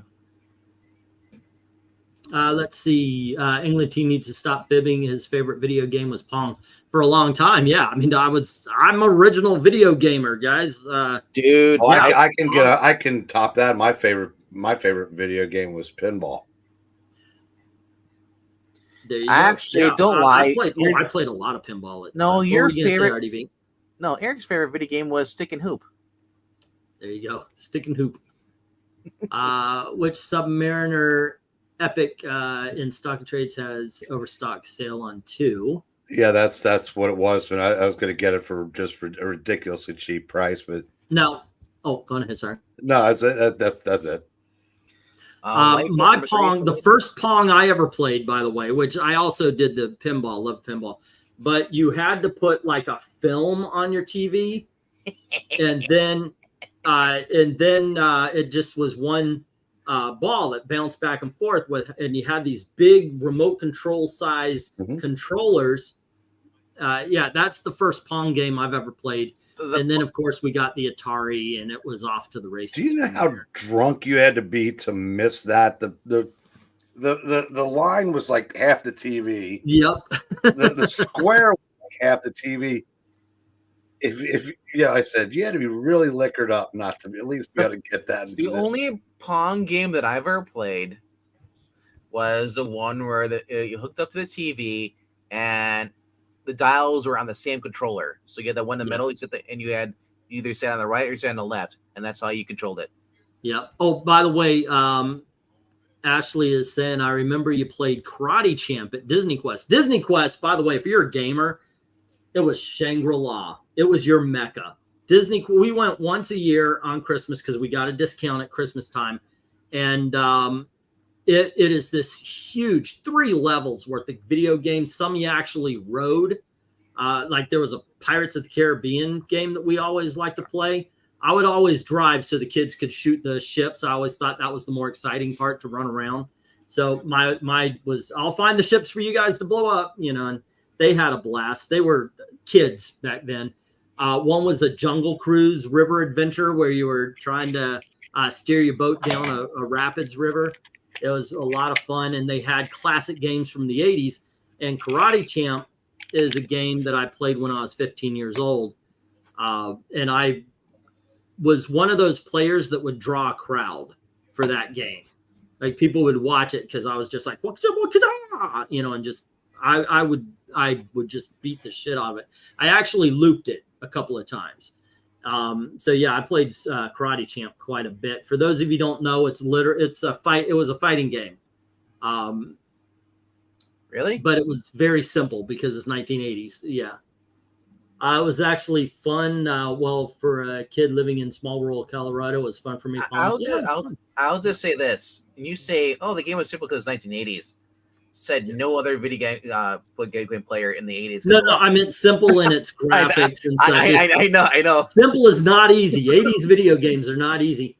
But yeah, ask Rob about what was it? It was like the Gold Mine video game arcade when you're talking to him. But Disney Quest was amazing, and they replaced it with a fucking basketball thing, and now it's an M&M shop. It was so freaking good. They actually were the place you would go candy. To. Say again? The wrapper or the candy? The candy, thank God. But that was the place you would go to if you wanted to play Wreck-It Ralph after the movie. They had a whole line of Wreck-It Ralph games and such. It's a fun game. Because it was a 1980s game. They just, it was made after the movie. I tend to disagree a little bit is okay. It's easier to cut out that's, let's see. So I have 2 questions for you. Which movie is better to you, The Green Mile or Shawshank? Shawshank. And which is better to you, Space Invaders or Frogger? Frogger. I like I like Green Mile. Green Mile is absolutely wonderful. But I think Shawshank is absolutely wonderful and an easier watch. As far as Space Invaders and Frogger, yeah, Frogger's just more fun. There's more to do because, you know, Space Invaders, you're just pew pew, and they're like dun dun dun dun. Okay, dun, I gotta ask here. Hulk Hogan on the event Photoshop on the Avengers, was Hulk Hogan the Hulk? I have to know, brother. If he wasn't, they got it wrong. Or is it now as 2024? So now I say, bruv. Look, we all know the Avengers got back together today to save democracy. Yep. God, Scarlett Johansson looked like she just shaved her head. Wow. Is she still pretty? Not really. Let's see. MK says Karate Champ. The original fighting before Street Fighter and Mortal Kombat. Yeah, it was. It was in between fights. You would do different things, like you had to knock out a bull, or you had to break like 14 boards. Little things like that. Yeah. I gotta ask you, because since Scarlett Johansson's now married to Colin Jost, is that what his name is? Mm-hmm. Do you think he makes any decisions, or is it all her? If I were married to Scarlett Johansson, she can make every effing decision. I was thinking like this. He just seems like a pushover, you know, because you know he just. But then you have to ask, what does he have that landed Scarlett bleeping Johansson? I don't know. It just blows my mind. He's got to be packing. Just saying. He's got. Maybe he's inheriting something. He's got his parents are rich. I don't think. But even money though. For money. No, because she has money. No, you know what though? They say, you know, one of the things that really pretty successful women say, and this may be BS, but maybe not. When you think, I said, a lot of things that women value more than anything is having a partner that can make them laugh, and not in bed. But I mean, maybe his sense of humor just resonated with her. I mean, obviously, she could have married any plastic, hunk, that she wanted, but she married this dude. Cheapo, I don't know. Colin. So I'm not gonna call you Cheapo unless we'll call you Cheapo the Clown. That's just such a weird name. So I'm gonna call you Bozo, Mr. Boyd. What are you saying? You're saying I'm high on caffeine? Like, what the heck's your problem? I'm sorry, I'm not old and like tired as fuck and want to go to bed. Oh, here we go. My daughter was saying Frogger is fun. Shawshank and that was an unfair matchup. But talking about video games, Paperboy. You guys ever play Paperboy? That one's hard as hell. But yeah, I was good at that, but I could only make it up to like 6 levels because after that, everything is just too fast. You got it. The secret though is you lose all of your customers except for the last one. And then you just manage to stay away from all the bees and the people trying to knock you over until you get to your last house. You throw the paper into his box and you move on to the next level. But Paperboy was awesome. It's just tough as hell. Boyd, do not sugarcoat. If you want to say an insult to me, insult me. Don't sugarcoat that crap. Yes. Robotron 2084. Holy crap, that was awesome. Yeah, the arcade game. I'm good at that one too. I think the only game I could claim to be really good at were the Twisted Metal games. Yeah. Oh, those were fun. Did you see the show? It's awesome, by the way. Yeah, hey, I want to. So we always make fun of it, for MK because he always asks those questions. Do you ever think he's just filling out a profile on you? Wait, you like this? MK. Oh yeah, like he's working for Facebook and he's gathering all the information. He's like Batman. He now has contingency plans for exactly. That's what I mean. Yeah.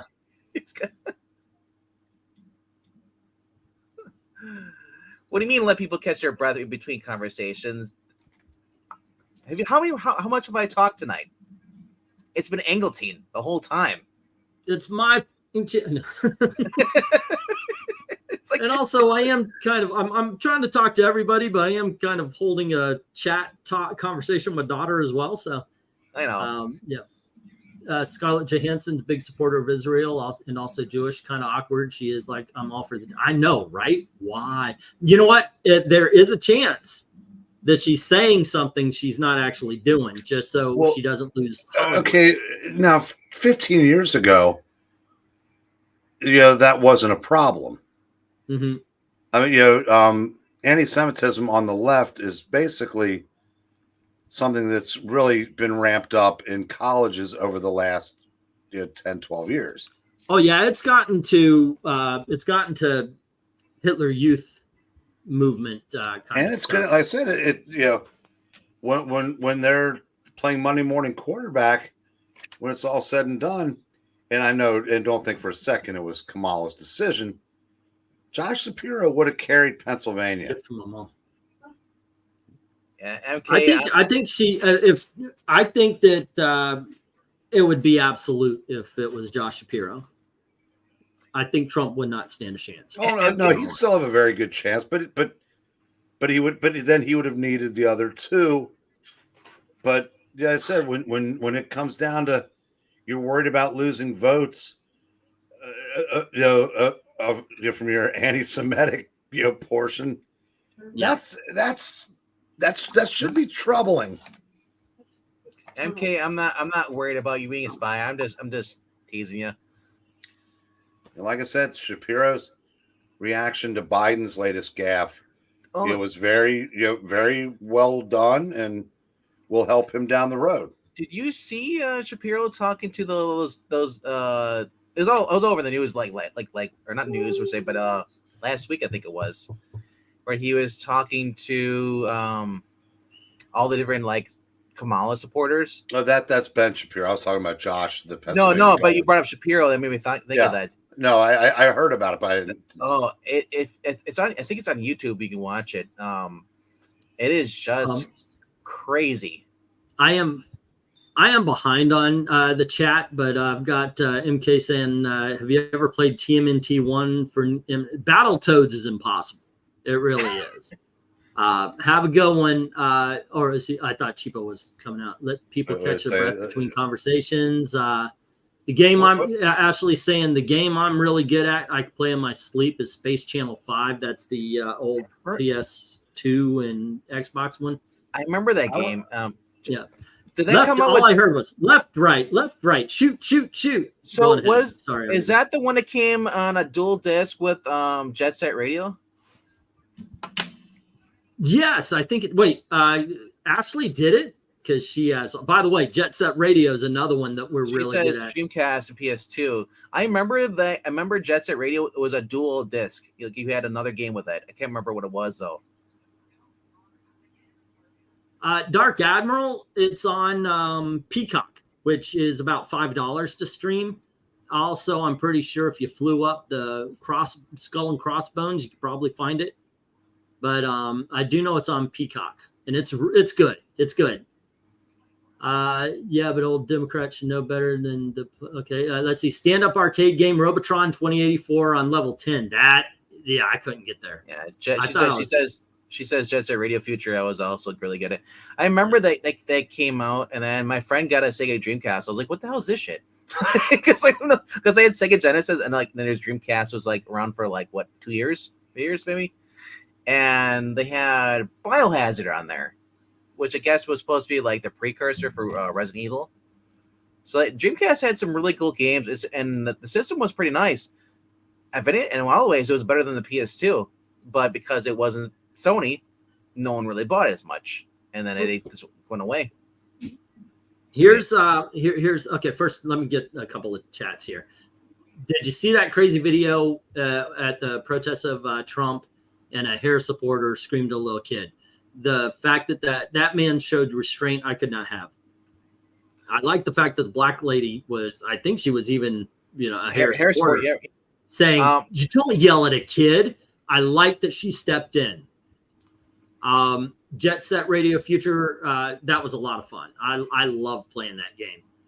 Still do. It holds up. Yeah. Let's see. For example, the word is the Obama faction hates Clintons, and Biden faction, the younger Socialist Squad factions hate them both. Then there's Nancy. That's going to be one of the best things for the Republican Party is that they are fracturing.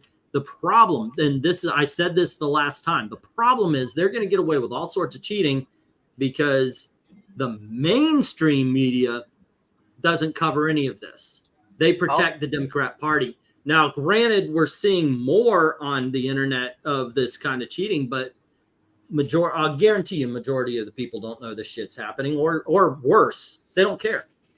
It doesn't matter that they don't. It's the people that do that does, because they're being caught. Yeah, but what will they do about it? Well, I told you in Pennsylvania, they gave the Republicans 3 more days to vote. That's a start. Yeah, we saw it was done today as well. Hey, good dog, what's up? Good press, man. Manny, we got to get you on the panel one of these times, man. It's been a hot minute since we talked. Some say that's actually good though. I actually liked the PS1. I didn't have an N64. I had a PlayStation, and I liked Shadow Man. That was a lot of fun. Yeah. She also corrected herself, saying that because Biohazard was the Japanese version of Resident Evil on Dreamcast. Yeah. And I remember my friend was really into those games. I'm like, what is Biohazard like? Like, there's a lot of cool games for the PS2. Obscure was another one, and that was another game about you're playing these kids out of school, and you usually have you can do 2 players. You need to go.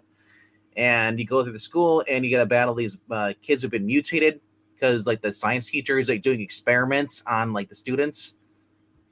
Yeah, really fun game. The people should not listen to these cops and these not poll workers. By the way, if they're wearing a badge that says Democrat on it, then they shouldn't even be there. That's the whole point of them going, "Don't wear the MAGA shit," So the cops, if they try to stop you, go through them. Just, I'm sorry, you're not stopping us. En masse would be better, of course. And if they get even more forceful, get their supervisor, don't ask for a sergeant, because they're just going to turn around and go, "Oh, it's that guy." No, it isn't. I want your boss. I want, if everybody here, nobody here is a sergeant. Nobody here is the tip top. I want the tip top. You bring them here, because this is horseshit.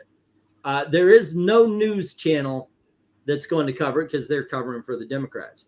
So my thing, make them arrest you for trying to vote. That would be that's my advice. Make them arrest you for trying to vote. Then it becomes a news story.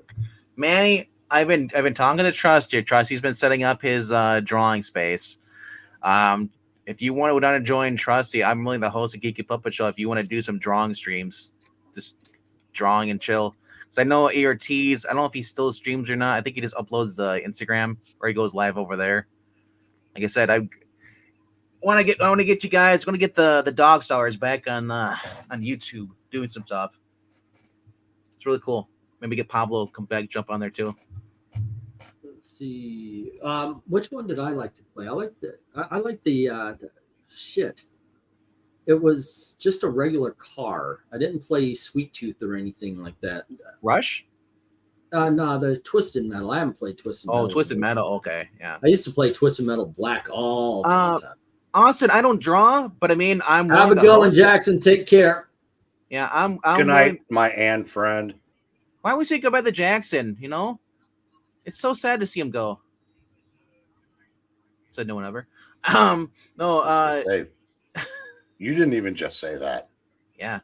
No. I'm willing to host get Manny and Trusty to do drawing streams, even if Cheapa wants to come on and draw. I said honestly, I like those. I mean, I love the drawing and quarter and stuff like that. It's fun. To see, especially if you guys, Manny said he had last me stream was 5 years ago. 5 freaking years ago. That's crazy. 2019.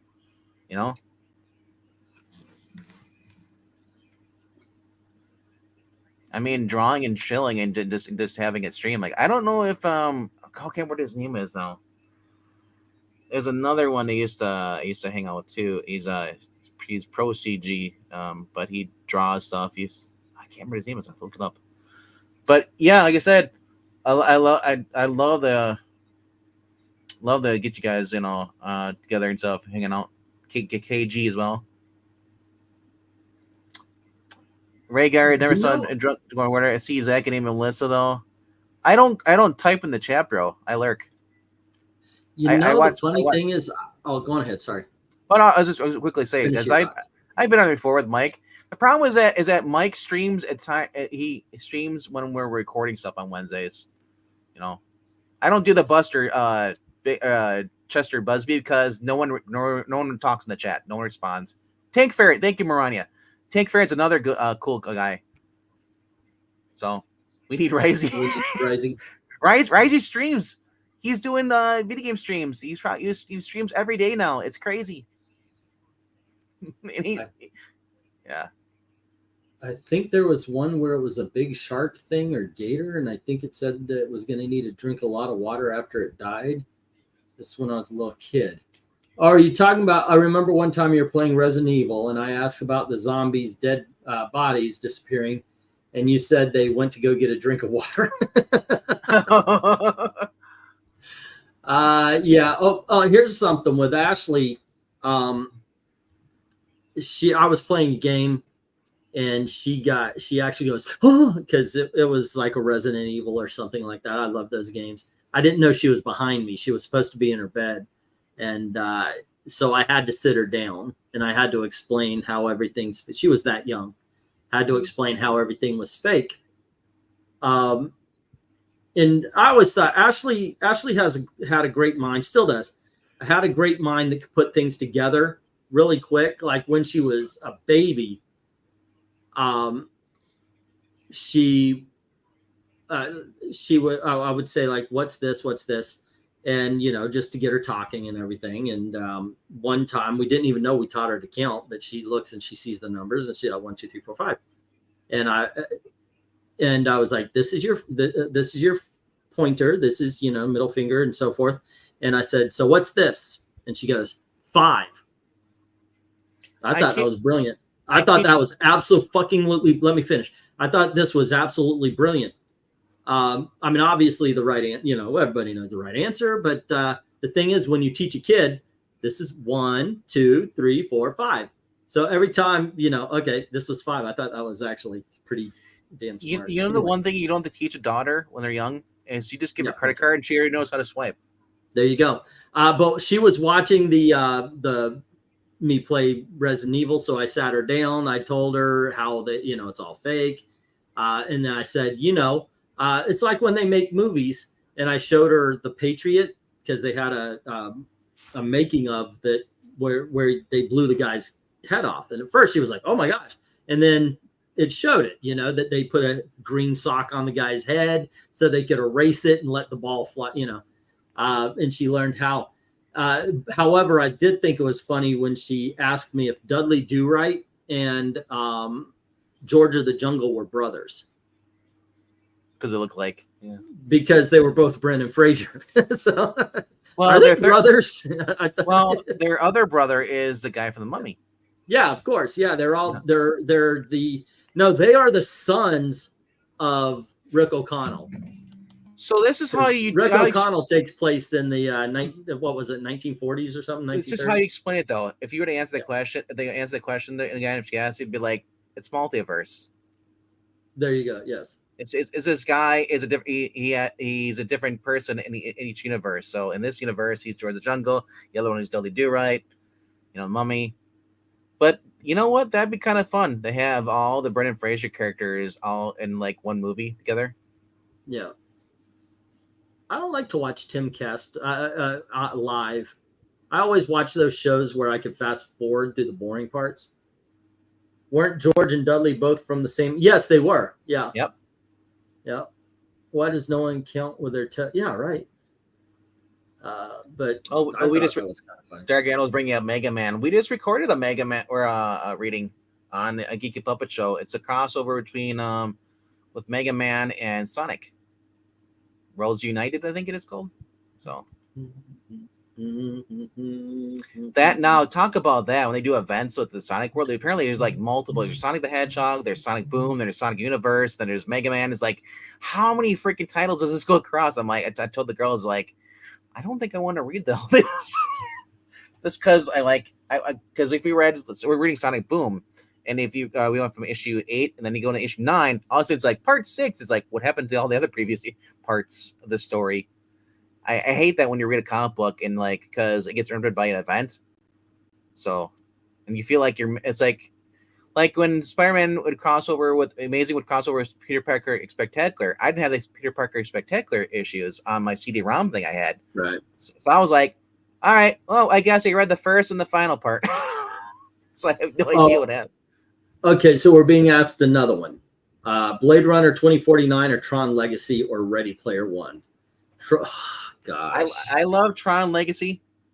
Blade Runner was good. It was boring. Tron Legacy and Ready Player One are entertaining. Probably Tron Legacy out of all three of them, but I do enjoy Ready Player One. I do. Blade Runner is the artsier film, so that's supposed to get the answer. It ain't getting it for me. See, Henry Cavill's nephew got called out for exaggerating that his uncle was Superman. That's funny. Yeah, Ready Player One. I did enjoy the story. It was a nice, sweet, or cool story, But Tron Legacy, now this is for someone who's never watched Tron. So I watched Tron Legacy by itself, and I like that they had a call back to the original. They kind of brought you up, so so you had some idea. It's a guy, in the video game. His dad went in there all years ago. Now it's all like 30 years later, or whatever. He goes in there, and like I said, I love Jeff. Jeff Bridges is a phenomenal actor. The Old Man on FX is a great show, and then you have John Lithgow on there as well as a supporting character. That show is phenomenal. But Garrett Hedlund is a good actor. Olivia Wilde, pretty hot, was in Tron Legacy too as well. Yeah. Let's see. I saw another one. Let me find what we're. Dalton's coming on in a minute. Wait, I gotta ask though. Oh, here it is. Do you think that Monkey Bone is an awful movie? I want to watch again. I think it's thoroughly entertaining. It is a bad movie. I remember. I remember an animated monkey and Brendan Fraser. And that's it. It's a fun film, but it's got bad dialogue. It's not directed particularly well. The pacing's all over the place. Chris Kattan is a freaking gem. He steals every scene he's in, though. There's a lot of fun. It's more of a good as a collection of fun scenes that are put together by a bad story rather than an actual good coherent movie. So it's funny you bring up Ready Player One because I was thinking about that when I watched Super Mario Brothers movie that came out. Was it last year or early this year? Again this year. That had a crossover, with Donkey Kong, which I wasn't expecting and all that stuff. So and everybody knows Ready Player One had multiple different franchises rolled into one movie. Like it felt like multiversal madness.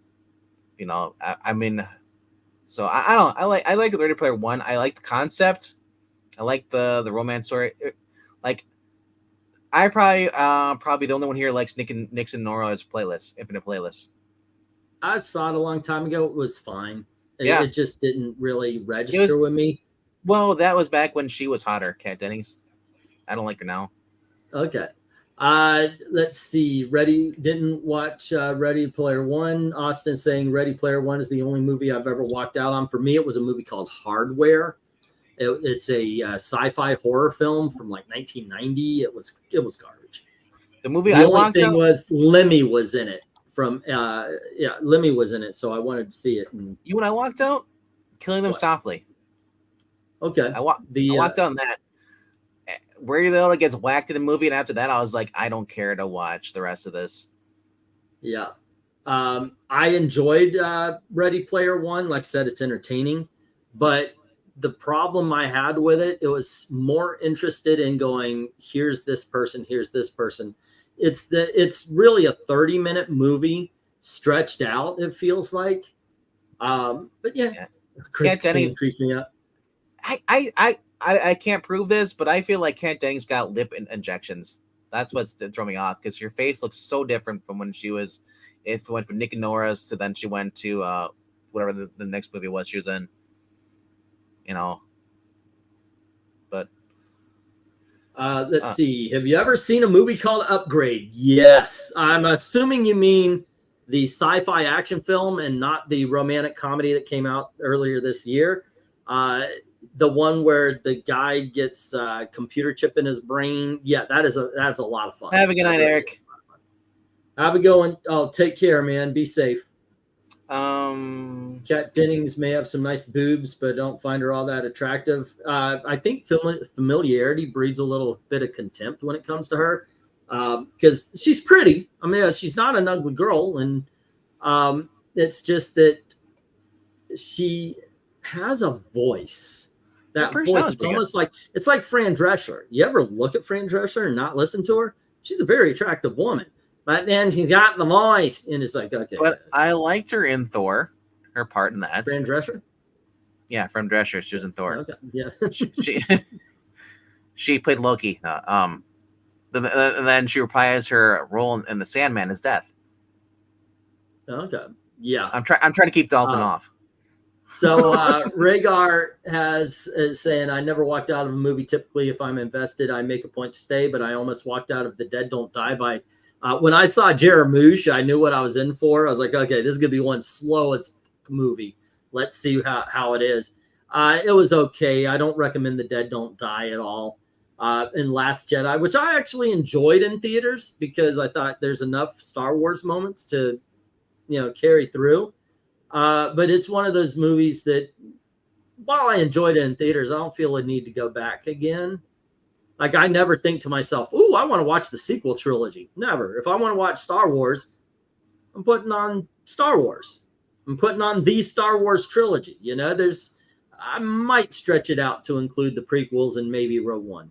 So Rhaegar is saying like, no, Rhaegar, it was Underquid said, I watched 3 hours of Twilight, pure hell.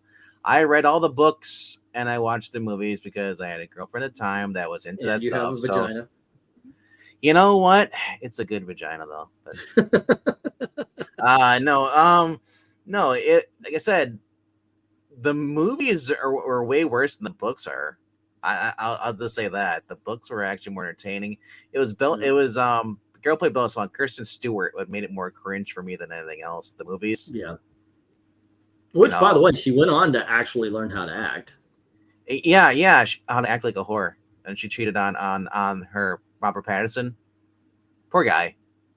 Maranya saying Fran Drescher's real voice is quite nice. That nanny voice and act, you got a taste of her real voice when Nanny ate a what? Yeah, there was episode. She ate the hot peppers, and then her voice real. She's like, "Oh, I'm cured," but then it slowly came back. But the thing is, Fran Drescher used that same voice in the first movie I've ever seen her in, which was Hollywood Nights. It's kind of it tries to be American Graffiti, but it steers more Porky's. Yeah. So yeah. And so MK, they were a thing. And then she filmed that Snow White movie, and then she banged the married director who had kids, and then ended his marriage. Yeah, that's what she does. Yep. And everyone, Twilight fans turned on her, and it just got bad for her. And that's why she really hasn't done much any good movies. Because she's been doing art house. Patterson did the same thing. After the Twilight movies, he went to indie films to get his cred back, and he was good in these indie films. I feel like he did better movies that they made more money than she did. So. You didn't like Now This Is Pod Racing and Jar Jar. Jar Jar Binks didn't bother me, actually. I didn't think anything of Jar Jar Binks. I was he's a drop bomb. What got me was like the ending, Jake Lloyd in the spaceship. Take that! Ha ha ha! Take this! Okay, Art. It was just horrible line reading. If you had by the way, I took my kids to see the movies. They loved it, which kind of reminded me, Star Wars. It's kind of aimed at younger people, and my daughters love the prequels, so I bought them on DVD, and I'm watching the extras on DVD, and it shows the auditions of other people, and there were like 3 other kids that could read the lines better than Jake Lloyd. Look, I love the Christmas movie with Turbo Man, but Jake Lloyd he's not a good actor. He wasn't a good actor. I don't think that he deserved the hate that went to him. It's because it was just not good. And I feel like the prequels really tried to make Jar Jar the main character. Everybody to love Jar Jar. It's like, no, he's no R2D2. He's not no C3PO. He's just a bumbling idiot thrown in there to make kids laugh. He has no value to the movie. You took him out of the movie, I think the movies would be a lot better. But you know what I want? What I really wanted though, I wanted Jar Jar to go Darth Jar Jar Binks. I wanted him to be a Sith Lord. There's a fan cut out there that makes Jar Jar Binks I knew it. A Jedi. Yeah. Hey Dalton, what's up? I'm doing pretty well. Just finished my yearly Halloween ritual, which is what I was busy doing, and why I'm late. I'm glad you have clothes on now. You do realize that most rituals don't actually involve being nude, right? I'm making fun of the John Constantine thing where he gets close up to do yeah, the sky-clad thing. Yeah. Although at least that's not as bizarre as the one episode of his show where he was like drenched in blood while he was also naked. That's what I was afraid of that one. Yeah, the Hand of Glory thing he was doing. Star Wars ruined Lloyd as an actor. I think he just got way too much hate for what he. I mean, child actors always have a rough road because unless they're naturally gifted, like somebody like Macaulay Culkin was, they're always going to come off as awkward. Either they're going to come off as mini adults, which is creepy and or annoying to a lot of people, or they're going to come off as I am just now learning how to say lines. So my daughter is saying that Halloween in New Zealand has already passed. Yeah, it's already. She saw a kid dressed up as the Terrifier, Art the Clown. A child should not know about Art the Clown. Of all like horror movies, no, come on. So you're against that back in when Aliens came out? Remember that it was on the news? The kid went to go watch Aliens with his father. He's like, "You have nightmares, sure, but it was worth it. I love the movie." I'm sorry. Great venerable saint of the '80s with your direct-to-video horror flicks, and I mean, was it full moon or blue moon? I always get that wrong. Full moon, but look, when I was a kid, direct-to-video horror. When I was 12, I don't know how old she's meaning as far as kid. You tell me kid, I think 1 to 10, or at least 1 to 11. When I was 12, my mom would rent horror films for us whenever we had sleepovers and everything.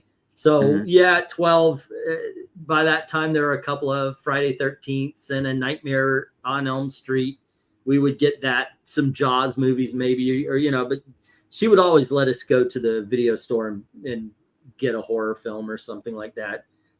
Or we. But there's also kids who vibe off of horror though. Like for every one that cries like the death of Bambi's mom every time they see a horror flick, there's one kid who thinks it's the most awesome thing in the world. I never thought anything about that, but I always thought about Bambi. Great freaking brush fire, man. You guys keep bringing up these movies. Why isn't there a 4-pack of like child?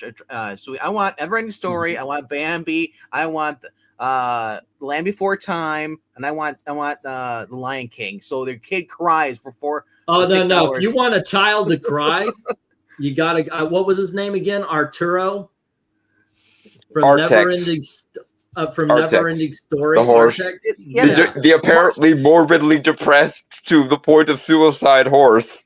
Yeah. That's I saw one video some guy made. A kid's walking around on Halloween as the kid with a horse in the tar pit, and he comes out to and comes out to give him candy, and he sees the costume, and he's like, and he just starts crying, holding the candy close to him. Yeah.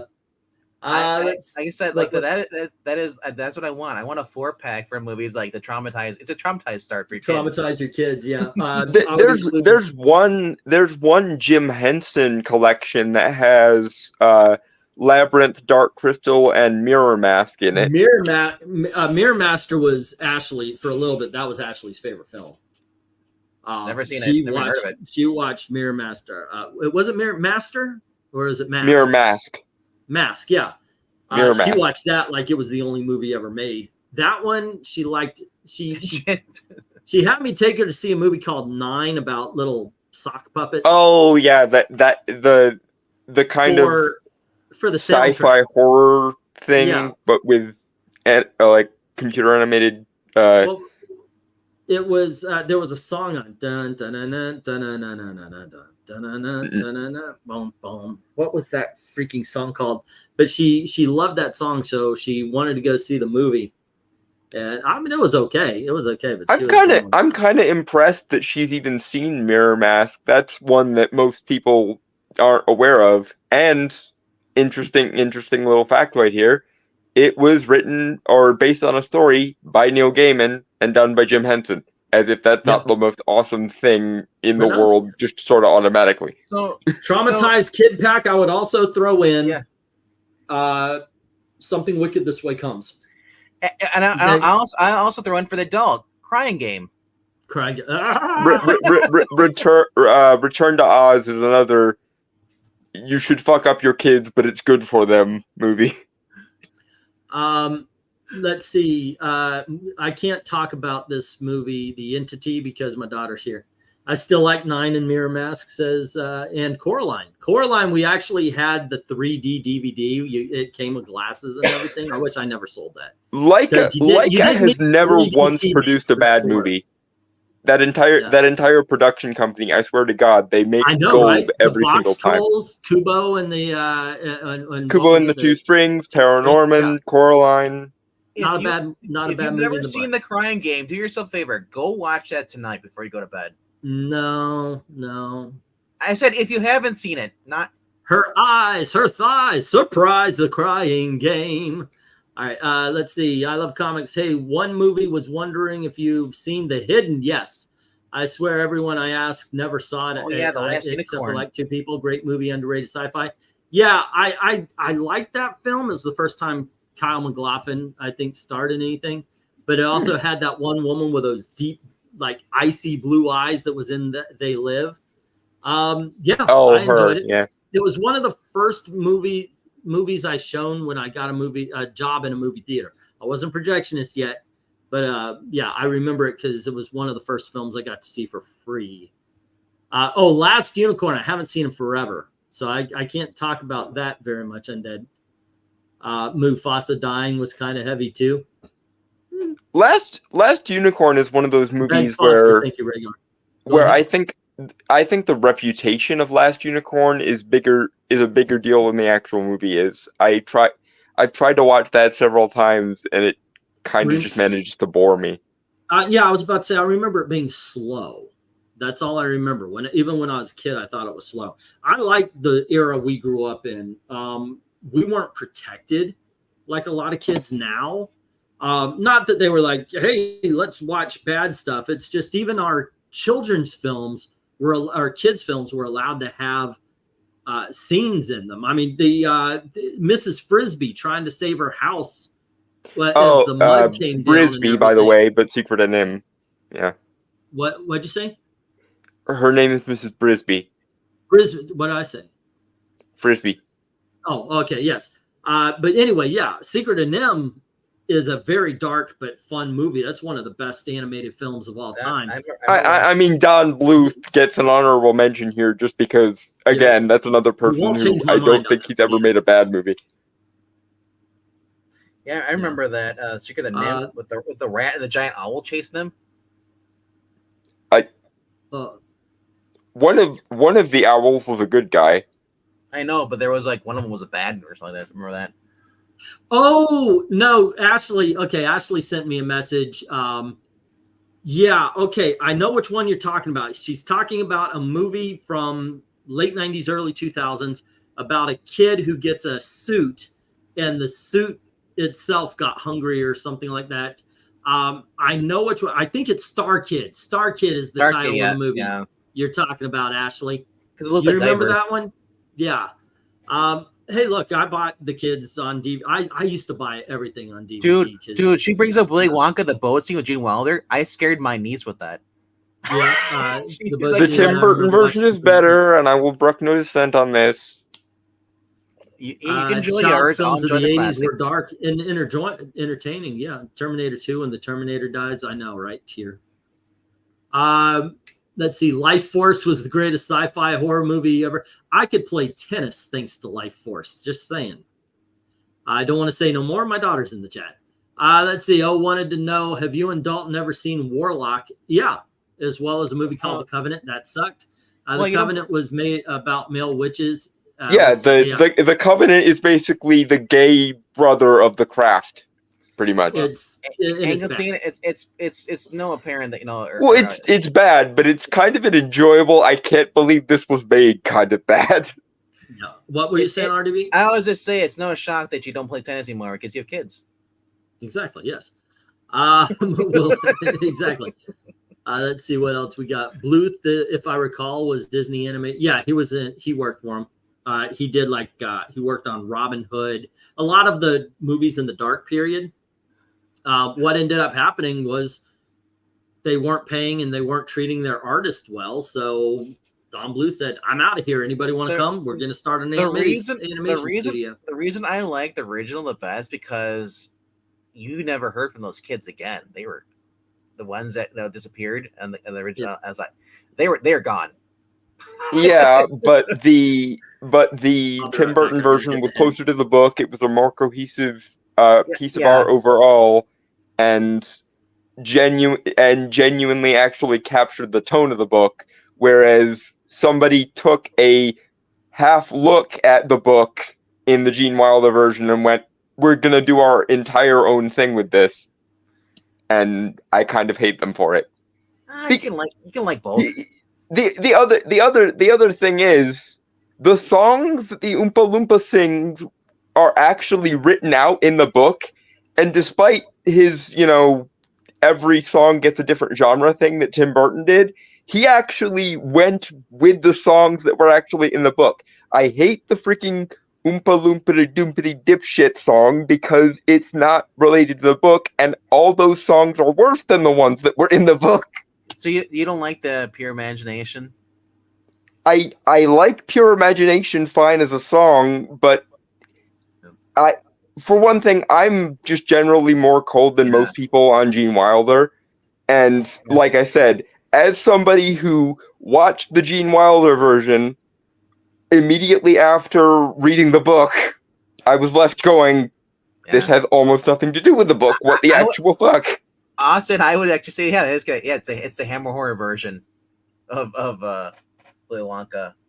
Because it's they basically take the classic and they reimagine it. It's ridiculous that they took the title and the basic gist of the plot and nothing the fuck else. So to be clear, you're talking about the Johnny Depp one? The Tim Burton one is the superior version because it actually captures both the spirit and actual information from the freaking book. Now, I never watched that one. That's one that has all the squirrels, right? The one that actually captures the scene that's actually supposed to be in the book instead of inventing geese that lay the golden egg for no freaking reason. Hey, I like having Easter bunnies that lay eggs. Just like having E muted, so it's only me and you talking. I know, right? It's less competition. Yeah. MK said that he actually liked The Covenant, and congratulations. You know how I feel. If you liked a movie that I watched, I didn't. Your time was I can enjoy The Covenant as I say, the gay stepbrother of the Craft. It's an enjoyable kind of bad, but I can acknowledge that it is in no way a perfect or even vaguely good movie. But it's an enjoyable kind of. I can't believe they made this kind of bad. I didn't know The Covenant had LGBT stuff in there. You're saying it's the gay version? By which I mean it does for gay warlocks what the Craft does for witchcraft, and the other thing is it's basically the same movie as the Craft, which is why I call it the gay stepbrother of Craft. It's the worst version of the Craft. I love the Craft. Has hot dudes in it. That's a fun movie, and I love. I forget what her name is. She has that weird the one that's the one that becomes like the psychopath one in the movie. I can't remember the actress's name, but she's in The Craft. She's the one that goes crazy. And the side's like, "Want me to kill them?" And she's outside the window, and she has the cardboard. Frugal Ballot. How do you remember that? It's such a weird name. Yeah. Because the one that played Nancy in The Craft. Yes, yeah. But she's also in. She was in the Return to Oz. She was in Waterboy. She was actually a famous actress. I remember when I forgot she was in Return to Oz. Actually. So if they rebooted that, Aubrey Plaza would probably play her character. Probably. If they already did the shitty reboot of The Craft that they tried to frame as a sequel, and it was terrible. Oh, I forgot about that. Yeah, that's right. It came out like 2 or 3 years ago. I never saw it. Yeah, it's called The Craft Legacy, and it has almost nothing to do with the original movie, and everything about it is worse. R.I.P. Skip and Tosh, but him and I were like, because people asked, like, you didn't like Nev Campbell or Fairuza Balk? And we're like, we're both Fairuza Balk. We're probably the only two guys that like Fairuza Balk over Nev Campbell. No, I would go there too. I think I mean, Nev Campbell is pretty, but she's very conventionally pretty. Yeah. And Fairuza Balk she's kind of oddball pretty. You know what really weirded me out is watching Riverdale on the CW, and despite the fact it's a CW show, seeing Skeet Ulrich is Jughead's dad. I'm like, yeah, I remember him licking his fingers. Yeah, I remember him licking his fingers, the blood and stuff, and just like, just murdered people. That's something when you're old enough and you see Winona Ryder and she's playing mom to a teenager, and it's like, oh yeah, we're the same age. Yeah. It's like, let's see. Had the hots for her when I was a kid. She was great in The Island of Dr. Moreau Fairuza. Yeah. I got a good one for you. The Faculty or Disturbing Faculty. Every day, twice on Tuesday. When you're old Disturbing Behavior was okay. It's kind of like a high school version of the Stepford Wives. But the Faculty, yeah, I love that one. It's even stranger when you grow up watching a show and you see that the youngest child, that was probably like 6 or 7, is now a grandmother on a show. Yeah. Oh, well, we brought up behind the scenes the other day. We brought up the fact that I actually watched Dancing with the Stars. My wife got me onto it. She was just watching it, and I like watching good dancers. I really do. And me too. There was this one dance where a guy started doing backflips, but he never moved. And it was just one right after the other, really quickly, and the man looked like a circle. And then I saw it was just, okay, I want to check this out. And it was entertaining. So I watched it with my wife. My wife likes it. And I just grew to like it. Back to School or Animal House? Oh, my gosh. Maranya, now that's a tough one. That is a tough one. Obviously, the classic is Animal House, right? But Back to School is, but it's a lesser classic, I think. But oh my gosh, it's got some great. Rodney Dangerfield just freaking nails it. Great one-liners. The Sam Kinison cameo. Back to School. One of my favorite lines is Robert Downey Jr. It's one of his first movies there, and he plays a kid, and he's got purple hair and all that kind of stuff. And he says, he goes, "Oh, you lose a fight with a paintbrush or something like that." And the guy and Robert Downey looks at him and goes, "What do you think?" He says, "Hey, I think you're trying to get back at your parents." That has stuck with me forever and a day. Back to School is freaking great. Greg Hildebrand died. Yeah. Animal House, though it is a classic, but I don't know. Back to School, man. That was so good. That's a tough one. I can't answer. I don't know if I can answer. They're pretty close, I would think. Yeah, they're different tones, really. So it kind of where you're gonna. I love because Maranya, they're like this or that. I'm like, I want to type in bread or water. Which one do you like better? let's see. But yeah, I don't know if I was gun to the head. I'd probably go Animal House though. American. Okay, hold on. We got. I'm not sure. One rocker emo chick in the faculty may have been one of the girls in The Craft. I don't know. Let's see. Speaking of school horror movies, what do you know about Class of 1999? I know I saw it a long time ago and haven't seen it since. Is that the one where the gangs take over and they're attacking everybody and the teacher goes crazy and does the whole revenge thing? Yeah, I think that's the one. Okay. It's for what it is, which is a low budget kind of revenge film. It was all right, but it was all right. Maximum Overdrive or Christine every day, twice on Tuesday. Maximum Overdrive, however, is incredibly fun. So I will always choose Maximum Overdrive because I prefer Christine the book. The book is and you know what? You've got a point there because the movie watches like a Cliff Notes. Mm-hmm. But the thing is here's a good way to put it for me. Christine's the better made movie. Maximum Overdrive is more fun. It has a Green Goblin. That's fair. And I agree with you. I think the book is better. Although that frequently happens with Stephen King adaptations. Obviously, with, you know, arguably The Shining, if you like The Shining, I don't like The Shining movie. Or Shawshank Redemption. Shawshank Redemption is probably the best Stephen King adaptation, full stop. But Max von Sydow was an excellent Mr. Gaunt in Needful Things, but that's another one that I really want to see a version that actually is related to the book. And honestly, if they were going to remake or redo Needful Things, I would cast Mads Mikkelsen as the new Mr. Gaunt, given that, you know, Max von Sydow is obviously unavailable by reason of he shuffled off the mortal coil several decades ago.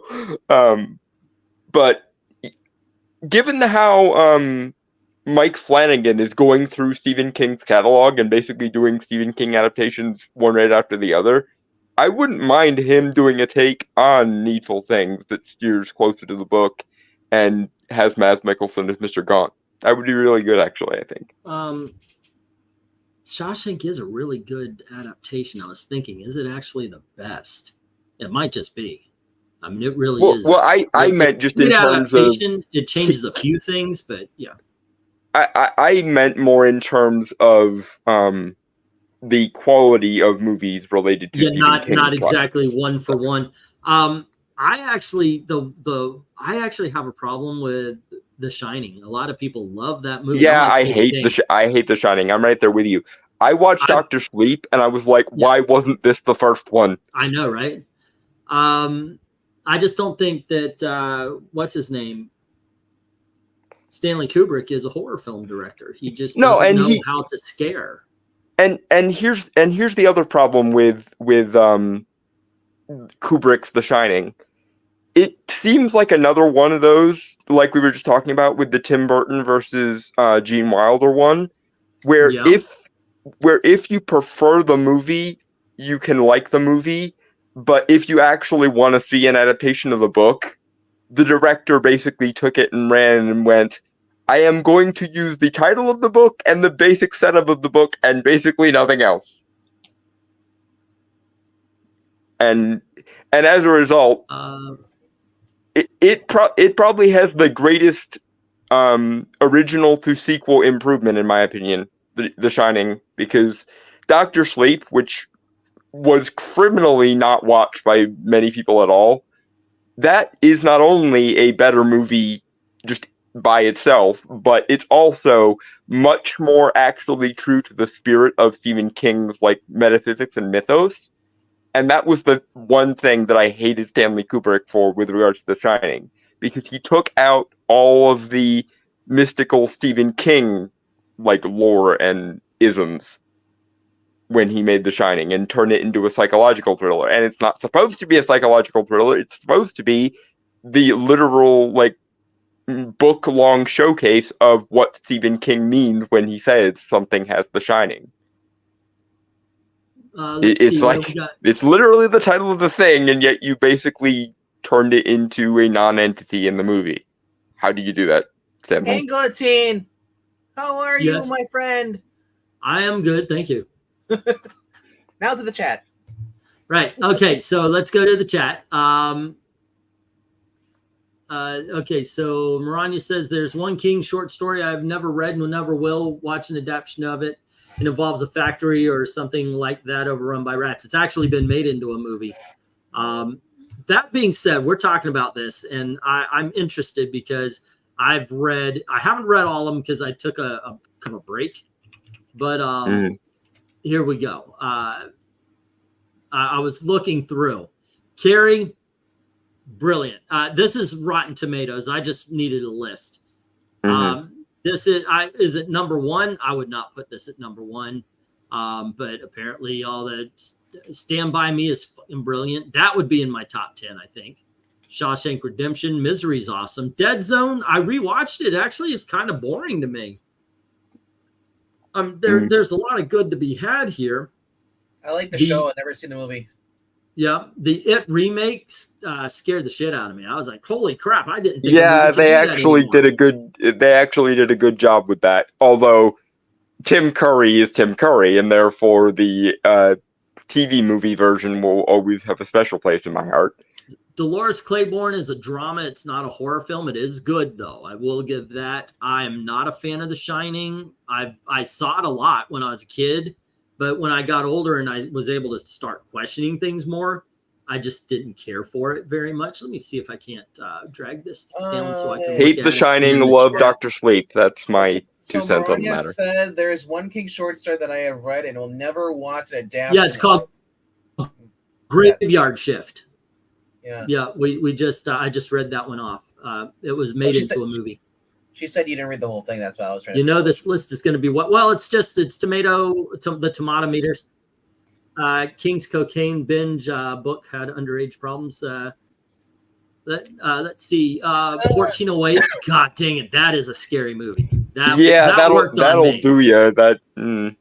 That's a really good one too, as far as adaptation. Yep. Green Miles, number 10. It's an excellent film. Dr. Sleep is excellent. We have people here. It's 2024. What's up? You should do a poll.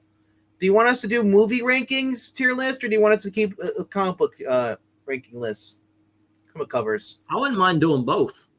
Yeah. The Mist. I hated the ending. I know a lot of people like the ending of The Mist. I hated it. I freaking hated it. Oh, I hated it too. That's when Thomas Jane. Yeah. That was dumb. Yeah, to me, it was a stupid way out. In the book, they just say we need to keep going forward. In this one, we'll shoot you. Oh, hey, look, the army's here. And that's why I hated it, is because with life comes hope. What I didn't like I didn't like the fact in the shop over, the people with the spiders. Cat's Eye is stupid fun. I watched this recently. It's entertaining. I like the Quitters Inc. I've not seen The Mist, nor do I want to, really, says Cheapo. Running Man, I have probably seen this more than any other Stephen King movie. My wife loves this one. And it's fun. It is a fun movie. It's not a great one, but it's fun. You call him Sub-Zero, now he's playing Zero. Sometimes They Come Back was pretty decent. Creepshow is a classic. I will watch this anytime. It's wonderful. It Chapter 2. It's the same thing I had with the miniseries. The first half is brilliant, but the second, it's the book too. Yeah, they should have just cut their losses and done just the one It movie and make it the kid part. I can't watch the Creepshow because I think that's the one that has the roaches scene in there, right? Oh yeah, it's the roach. Let's see, the Boogeyman is what it. Oh, that's right. They made it into a longer story. I remember it as a short story in the 1980s, the short movie. But they did make a longer film, and it's not good, guys. It isn't good. Let's see what we got here. Brad Dourif, Graveyard Shift, fun movie. Has a giant rat in it. Yeah, it's a lot of fun. I enjoyed that. I might have seen bits of Willard. But by the way, the remake of Willard, talk about movies my kids love. Ashley loved the Crispin Glover Willard, and I did too. I thought it was actually done very well. I would love to see a regular night where you talk movies and do comparisons and discussions for sure, says MK. I would love to as well. I know just about as much about movies than I do comics, and I would love to actually exercise that part of my brain. See, I was talking about doing the cover. Oh, here, the covers here. We'll just rank the like covers. The movie poster covers. Yeah, don't talk about the movie posters. Yeah, I would be willing to do that also. You know, This was like the road for me. I just have no desire to rewatch it, says Dark Admiral. I also watched the TV show, not seen the Dead Zone movie. Go on ahead. Manny's saying, I really don't come to Hawaii if you don't like the roaches. Bro, I saw the size of your rats over there because I imagine the roaches eat those giant cats. Ugh. At least they're not New York rats. Was awesome. I enjoyed this one, the Dark Half. I also like the book. Cujo was pretty good. I like that one. Still holds up. The Pet Cemetery 2019 was ass. It was absolutely horrible. Just garbage movie. That one. 23. It should be 65. At Pupil. I was never a fan of that story. The movie's good because you get Ian McKellen's acting playing the Nazi. It's a story about a kid who learns he's very interested in World War II, and he learns that his neighbor is a Nazi, and he's hiding, and he doesn't want to get caught. But so the kid starts blackmailing him to tell all the stories, and the kid becomes very fascist and very Nazi-like himself. Pet Cemetery 1989 actually gave me chills. Like I couldn't sleep the night I saw it because the makeup on the guy who got hit. I don't know what clicked in me, but the original Pet Cemetery bothered me. Because they captured the concept of people coming back wrong really, really well. Okay. I think that's probably what did it. I don't think any Carrie remake is as good as the original. The Chloe Grace Moritz is better than the other one, but yeah, still. Big Driver was surprisingly good. This is a woman who was sexually assaulted by somebody and basically goes on a revenge kick. Hearts in Atlantis was kind of dull, but so was the story. It's an anthology book that it came out of called Hearts in Atlantis. Excuse me. The Hearts part was actually a middle story that came from a lot of college students who got addicted to a card game called Hearts, and they started dropping out of college and ending up having to go to war. The Salem's Lot remake, not horrible. Go ahead. Honestly, I'm not sure how charitable I want to be to the whole it came out of a short story thing, because Stand By Me and The Shawshank Redemption were both also based on short stories, and they are classics. So I wasn't excusing it. I thought it was a boring story in the book. I think it was a boring story in the movie. Zach said At Pupil is a documentary of him growing up. Also, Pet Cemetery, the remake, the ending made me want to punch a wall. Yeah, that movie's ass. The remake of Salem's Lot is perfectly a movie. It is a movie. It's not a perfect movie, but my gosh, if you sit down and you turn it on, you can watch it. So it is perfectly a movie. Tales from the Dark Side. What? I didn't know there was there a Stephen King story in there? I guess it's the one with Steve Buscemi. Is that what it is? Wait. Oh, they're going to take me off the damn page, aren't they? Did Tales from the Dark Side do a Stephen King adaptation? I know they did a Clive Barker adaptation. Oh, yes, the cat. The cat, with the one with David Johansen, the hitman who gets attacked by the cat. That's a short story. Oh, by Stephen King. Right. The one with the mansion that. Yeah. Yep. Okay. Secret Window wasn't a great story in the books. It's not a great movie either. I can see why it's got. Mr. Harrigan's Phone, which came out a couple of years ago, was boring as balls. Silver Bullet gets a lot of trash talk on it because the werewolf effect is a man in a suit, and it looks like a man in a suit. But you know what? Gary Busey makes this movie fun. I like Silver Bullet. Thank you. The Salem's Lot with Rob Lowe is pretty good, says Dark Admiral. Hearts in Atlantis was a great book, says Dark Admiral. most seem to feel Salem's Lot, the OG one, is better than the new one. It allows you to get to know the characters a lot better. But it might move a little slower, but at least you care about the characters. Go on ahead. So here's what I'm hoping, because the director said he was forced. He had 3 hours of footage. Yeah, the whole movie. He was forced to cut it from Max, whatever or whatever was on. I would love to see the full thing. I think Salem's Lot is one of those books that need to be a mini series. Yeah, that's the thing with a lot of Stephen King's longer books is so many of the moving parts are there, but honestly, if you know about the books, I mean, you know that even though there are a lot of characters and a lot of moving parts and a lot of setup, you really can't afford to skip most of it because a lot of it's really, really good. Yeah. It's the same way I feel about Needful Things. The Firestarter, both movies aren't great, but at least Firestarter is good. The first one with Drew Barrymore. Yeah. Children of the Corn, the original was fine. It was good. I liked it as a kid. When I see it as an adult, I'm like, yeah, it's a little slow. I like the remake, not the one they did recently, but before the last one, there was one with a white guy and a black girl playing the couple, and that one was good. Lawnmower Man was ass. That sucked. In the Tall Grass, actually a creepy movie. That one's pretty good. So is Stephen King's Night Flyer from 1997. A Good Marriage is more of a drama with Joan Allen and Anthony LaPaglia. It really is about, it's a woman who finds out her husband's a serial killer, and the conversation and it's basically about them dealing with that back and forth in one conversation one night. Needful Things, I love it. Dalton doesn't. See, okay, here's the thing. It is a good movie by itself. Yeah. I wish they hadn't left out a lot of the book, though, because if you know Needful Things, you know it was supposed to be Stephen King's homage to H.P. Lovecraft, and Mr. Gaunt is supposed to be a creature similar to Nyarlathotep.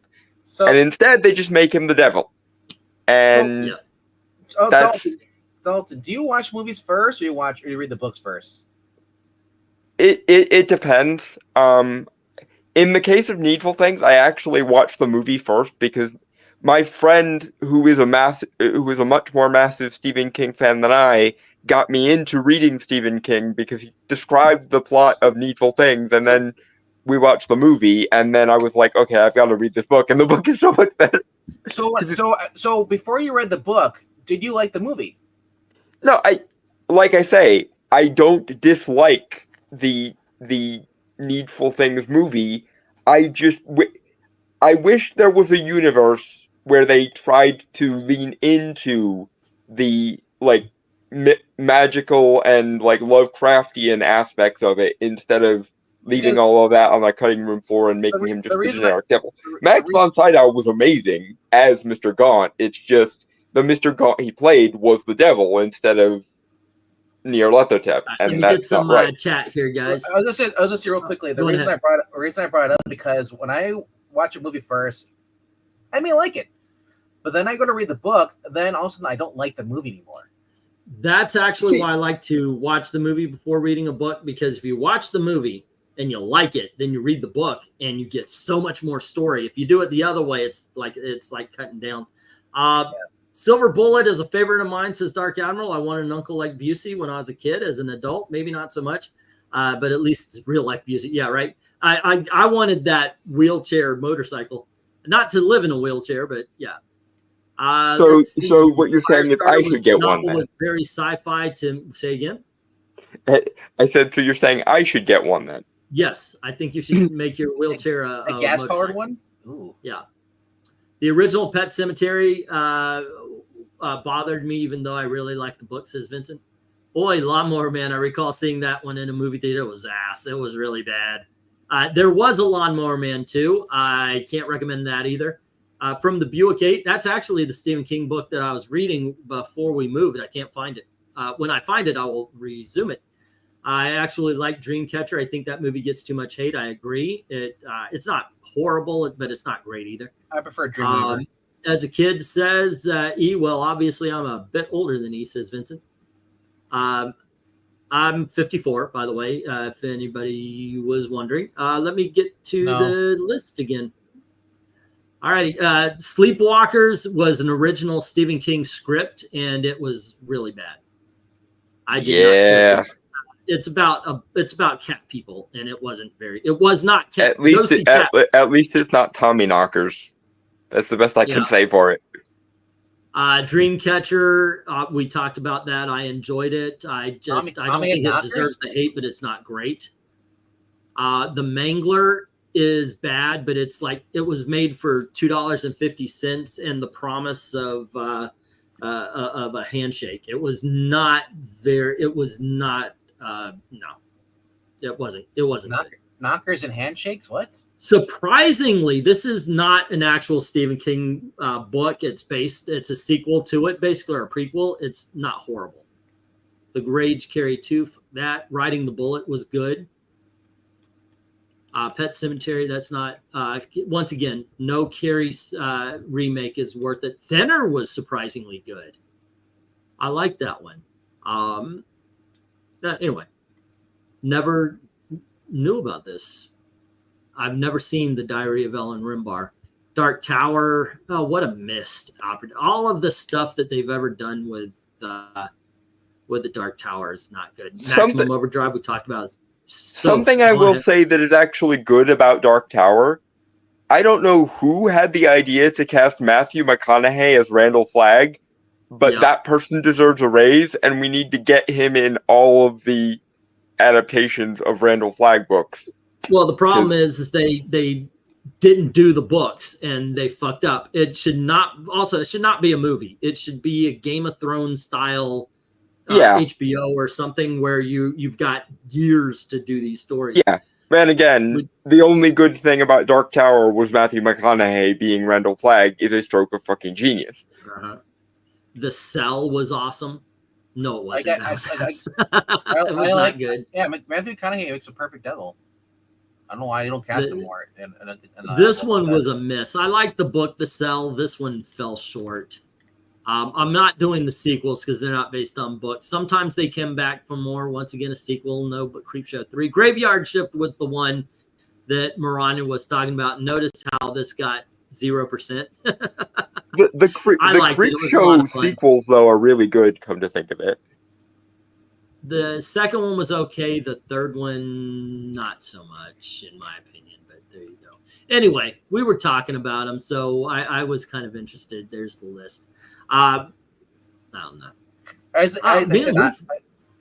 know we've been going for a while, but like I said, I was actually surprised. This is an old-fashioned live stream where we just started talking with no real. Well, that was the goal originally. It was an auction. Yeah, it's just a Halloween hangout and auction and unboxing. So honestly, I kind of miss this. I like doing the cover rankings, but I kind of miss this where we just talk. Cool, but but you could have done a cover ranking right there with all the Stephen King with movies. all the movie posters, yeah. But I like doing the talk. The Stan remake. You know what? Oh my gosh, it was so bad. Dark Admiral, you're right. Like the original one from the 90s was good. That was a really good miniseries for the Stan. This new one didn't. Oh God, that thing. It was horrible. See, this is the cosmic joke that the 2020 Stand is. They actually made it during a real life pandemic. I know, right? And they somehow managed to fuck it up. Yeah, I know, right? When everybody's afraid of a disease, they can't make a good version of it. Wasn't there another movie called The Cell? Yes, it was. And by the way, I recommend that. Yes. The Cell is one of the most beautiful horror films you'll ever look at. The director went on to do a few other movies, and all of them are just eye-popping. They're so gorgeous. That 2020 Stand makes me think of the line from History of Violence. How do you fuck that up? How in God's name do you fuck that up? Yeah. Anywho, let's see. I didn't even think of that, Dalton. That's hilarious. So wait, the quote-unquote real disease. Yeah, I know. Let's see. MARANYA, I like the original Stand and It TV movie miniseries. I honestly have zero interest in seeing the remakes of them. I would recommend the It movie, the first one at least. The second one, if you want to just tag on the ending. But there is definitely a quality drop off from 1 to 2 in the It movies. The 90s Stand was actually a surprisingly faithful adaptation as well, which is nice. Is that the guy from Max Headroom? Yes. Yeah, he plays Matthew Skinner. Is it Matthew Skinner? Is that his name? No, he was on The Walking Dead, or Fear the Walking Dead. Yeah, and he was in Honey, I Shrunk the Kids. He's been around. I forgot his name though. It's just not coming to me. But yeah, the guy Max Headroom, he plays the firebug in The Stand. I remember. Trash Can Man. Yeah. I actually don't remember seeing Silent Thunder: Revenge on the Highway with Stacy Keach, so I can only talk about Silent Thunder is usually when you have something and it's followed by hot lava. Right. Yes. There you go. Anyway, guys, it has been 3 hours. It is 2:12 here. And it was a lot of fun. Yeah, it was a lot of fun. I guess we're back to comic book covers tomorrow night at 10:30. But before that, we're going to do the final 2 episodes and talk about the series in general for Agatha All Along. If you guys have not been watching, we are some people who actually enjoy that show. This is and so far I've only watched the first of the last 2 eepisodes. Spoiler alert, they basically stuck the landing, folks. So far. I haven't seen the last one. But so far so freaking good. All righty. Yeah. I saw Death Machine. By the way, talk about all the death movies at MK. If you haven't seen it, go watch a movie called Death Spa. You'll thank me. Especially for the first 5 or 10 minutes. You'll very much thank me. All right. He's also in Donna. Okay. But yeah, so we're going to at around 8 o'clock talk about, or 9 o'clock, we've been doing it actually. 9 o'clock, we're going to be talking about the Agatha All Along. And then, of course, the comic book covers at 10:30. And let me check and I will find what are we talking about tomorrow. All right, tier lists. And we have, you know what? The ladies are going to be on. Let's do the Scooby-Doo that we didn't do yesterday. Yeah, that makes sense. Yeah. They'll enjoy that, I think. Since we'll have the twins, they're not twins. Since we'll have the sisters on, we'll do that. So, yeah. I always call them the Wonder Twins. When their powers activate, they make me a sandwich. Yep. All righty, kids. Once again, don't forget to click like, share, subscribe. Once again, thank you also to Leon for the super chat. I want to verify if you want to help out the channel. And as always, thank you very, very much for watching. You kids have a great night. Tomorrow's Archie